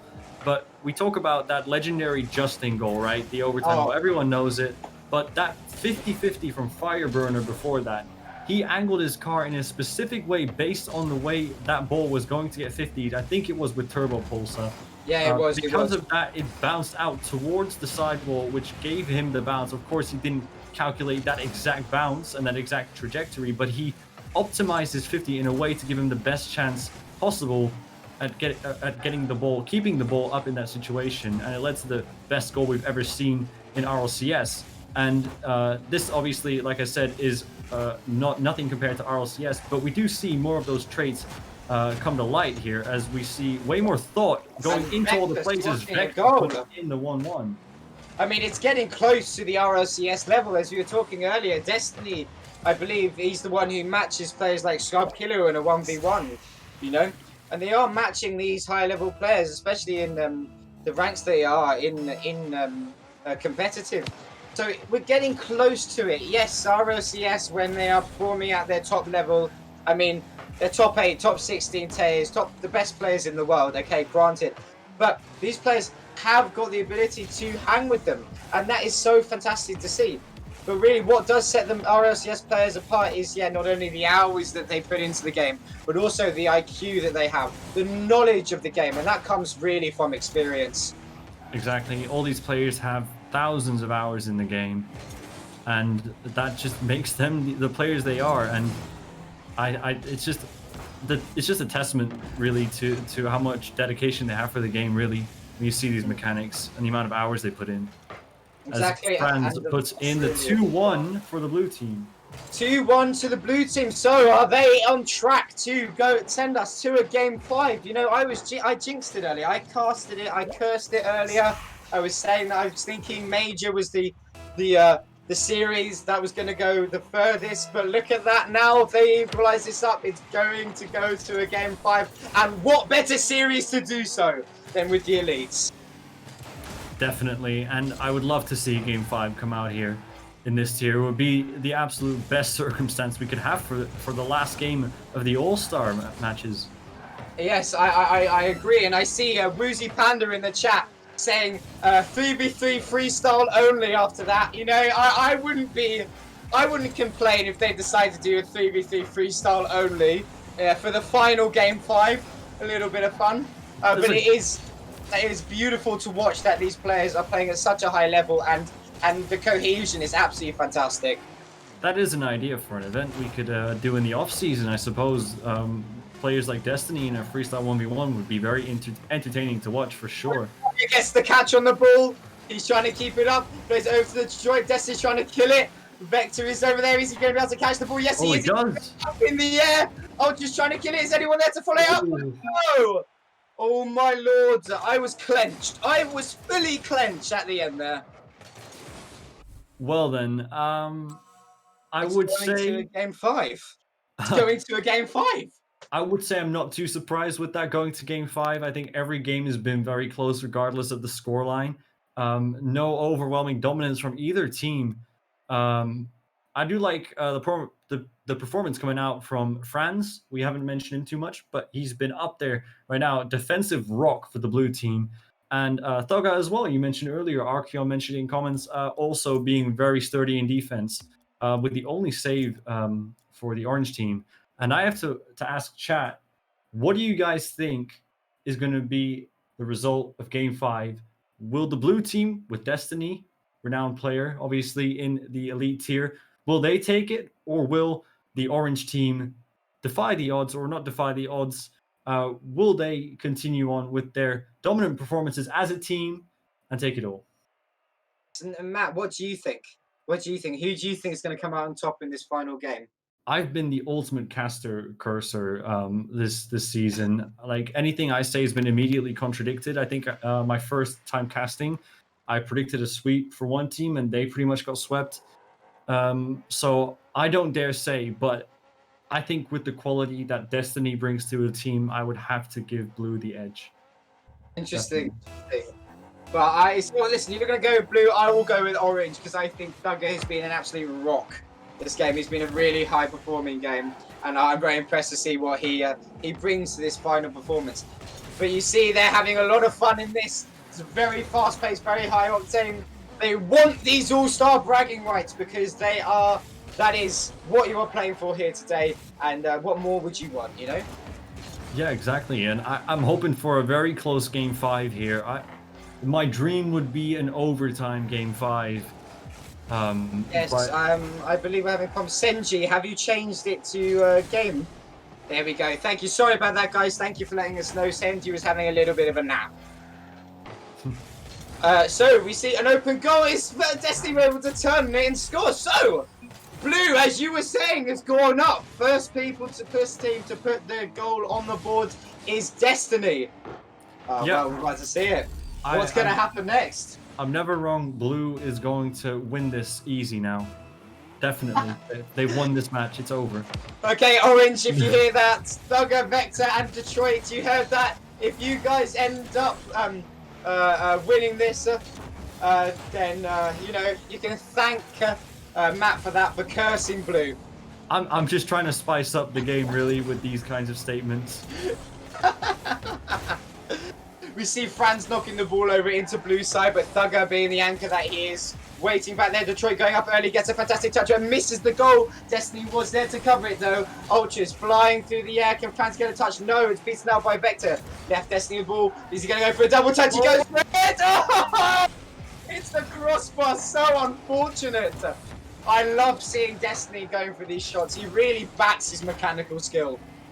Yeah, definitely, and that's the reason why we talk about just an individual for so long before a game, and he's showing why. Like, it's not that we don't have any kind of appreciation for the other players, but he just brings so much individual skill to the table. It's just hard not to talk about. I definitely agree. It's hard not to talk about a highlight reel player such as Destiny. But you know, all of these players have earned their way to be here, and they are all very well deserving of it. And it's turning out to be an absolutely fantastic game. Game 5, 2-0 up now from Ultras. My caster curse privileges, I think, have run out, and Blue might just end up taking it. Gosh. Okay, well, you know, Orange, you can both, you know, blame and thank Matt depending on the outcome. I haven't said anything here. I'm innocent. I'm clean. You can have me back casting your games whenever you like. So, we see Detroit knocking it forward. Ultras is there. Thugger waiting on the backboard and gets a clearance. Detroit's once again waiting to try and knock it out of the danger zone. Destiny last person back, but Vector beats out Destiny to the ball. Thugger getting a fantastic charge, beating him out and scores. You can't wipe the smile off my face. Finally, my caster curse privileges are working again. Orange coming back into this game. Please give us that game 5 overtime, boys. That's what he wants. I don't want any vocal cords at the end of this. Please send me to game 5 overtime. The kickoff goes in favor of Blue side. I was just getting a touch early, getting a shot on goal, putting a lot of pressure onto Orange side. Destiny chasing up the ball, sending off the bad ball, going for another double touch with a lovely block. I don't know who that was. Thugger going off with the side, hitting the ceiling. 2 places to ceiling. Ultras and Thugger. Ultras beating Thugger to the ball, knocking it down. Detroit once again knocking out, going for a double touch, but Destiny is there, reading the fantastic play brilliantly. Vector knocking it forward. How the Ultras is there, knocking the ball out. Vector takes out Franz. Oh, that miss is big. Oh, Destiny. No, oh, and he comes out of nowhere to save it. Oh my lord! Now that's what you call a clutch save. I mean, at this level, you know, we shouldn't be surprised. Oh, and no. I mean, Oh, dear. Blue doing a good job there, obviously, but so anticlimactic after such a huge save from Destiny. He passes it to... Oh, actually, never mind. I'm waffling. Blue doing such a good job after that save to bring it to 3-1, but ultimately our Game 5 dreams are being destroyed actively. Come on, Ultras, just let that one in to go to overtime. But a double tap! Oh, Destiny, you have fulfilled my dreams! To see that double tap in these All-Star games, ever since the streamer started, I say I want to see a double tap, and look, he goes ahead and there, and that's so good and tasty. And I don't know if you noticed, but Franz was up for that as well. Had Destiny missed it, who knows? Franz might have done the team play freestyle there and scored That would have been beautiful. I was just getting a kill on Vector and Franz knocking him forward. Detroit and Destiny going up for it. Both of them seem to want to dunk the ball. Interesting decision. Thugger going into the corner, Destiny challenging it, good 50-50. However, I believe that was Vector going up, knocking it forward. Thugger's there to clear it off his line. So much pressure off Blue team now. They really have found their stride. Let's see if Orange can bring it back with 1 minute 20. Anything is possible at this level because everybody in this game is such a high level player. Still anybody's game with a minute left in the game. Vector and Destiny both challenging the ball in the center. Thugger coming in. He maybe one looking for the goal. He has not got enough boost. Maybe go for a little fake, a good demo, but Destiny's like, nah, you ain't scoring today. Destiny really wants these bragging rights, doesn't he? Yeah, definitely. But I think you already earned the rights to them with a minute left and 4-1 up now. It's, yeah, we've seen his quality now. That double tap was very nice, but I think all players have shown their quality here today. I could not agree more. On an unrelated note, Senji is stalking us. He's watching us in the preview window while we're not on the stream. He's watching our cams. So Well, do not make any weird gestures or movements. I will He sees do. everything. I will do my best indeed. That's a note to everybody. Senji is watching our cams and thoroughly enjoying it. As oh my lord, Destiny doing a little bit of trickery, hitting the crossbar. 4. Now keep it up. Don't let it touch the ground. Come on. Don't break these rules. Oh, he's not going to keep it up, is he? Or is he going to reach it? No! Oh, unfortunate. GG's all around. Game 5 goes to blue as they earn the Elite All-Star bragging rights. What a fantastic game. What a fantastic game. What a pleasure. What a pleasure to cast. I'm very happy to see that go to game 5. I'm not going to lie. Yeah, me too. Unfortunately, no overtime, but I mean, we saw a game go all the way for once. Close contests all around. Finally, in game 5, we finally see one team picking things up and just dominating all around. And ultimately, yeah, my faith in Destiny is repaid, which is don't know how to feel about that because now I'm going to start making wild predictions in the next season, and I got to look out with that because I didn't start out too well with that this season. Yeah, exactly. Does your Curse of the Caster still exist, or has it worn off? You never know. If it has worn off, you might want to predict a minor team coming into Elite and absolutely destroying. You never know. I know. I want to clear one thing up. I will never ever claim that a minor team is better than a top major team at that. I want to make that very clear. But I do think that there are players in certain tiers that could very well hang with higher tiers for sure because their calculated MMR brings them down a significant amount. But for sure, I mean, talking about this game specifically, I'm really glad we got to see the mechanical display from all these players. I think. Throughout the Elite season, we've seen interesting matches. Obviously, Destiny playing teams that can't keep up with the pace, and you see plays there. But now we're finally seeing all of the good players in one match, one lobby, and you just see how close it was. This is the only game that went to Game 5, if I'm not mistaken, out of all tiers. This is where the players come closest in skill level. Yeah, definitely. I could not agree more. It is definitely the closest we've seen each player be. But we've talked a lot about Destiny. We talked a lot about Ultras. Talked about Thugger and Detroit. But I want to highlight Vector and Franz before we end here. Yeah, we forgot about Vector completely, but Vector's also one to name. Exactly, he's been an anchor throughout that game, and so has Franz, and that's players you really need throughout the whole, throughout the being player in Rocket League. You need these anchors, and they were reliable and solid in every single position, and that plays huge dividends into their skill. Yeah, and I look forward to what's next in RSC because now for a while now we're not going to have too much, right? Because we've had the season end quite recently. Now we've had our All Stars game. What's next? Obviously, tier lists will come out at some point. I don't know if we'll see a new tier or if we're going to see different caps. But for sure, very interesting to see if we see a different dynamic for next season. See if minor, for example, has gets a larger skill cap or whatever. Just to see new players in new tiers and see what different dynamics that brings along. Seeing new combinations for sure. But right now, we don't know, but I do look forward to the next and first new season league casting. Yeah, exactly, and I'm thrilled to be brought onto this journey and cast with you guys. I hope you've enjoyed putting up with my voice for all the series. It's been a pleasure casting with all these guys, but I'm absolutely so fascinated to see what's going to happen next season. Where are all the players going to land? What bracket's going to be, and also what new players are going to come in? Is Destiny going to be this pinnacle that he has been, or are we going to have new players come in and really, shine or contest these top spots?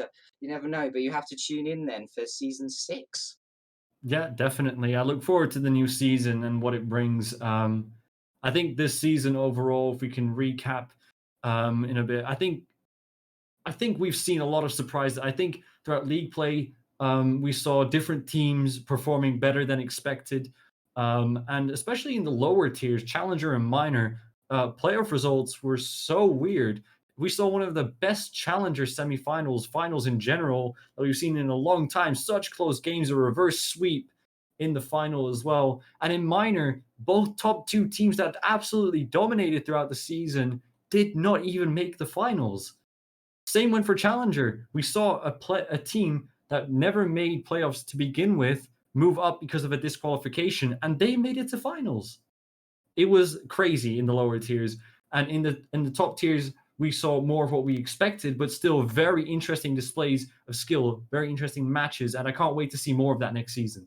I really, really do agree. And with these, with Rocket League progressing as it is, anything can happen. And that's what makes this game so entertaining and so much fun to watch.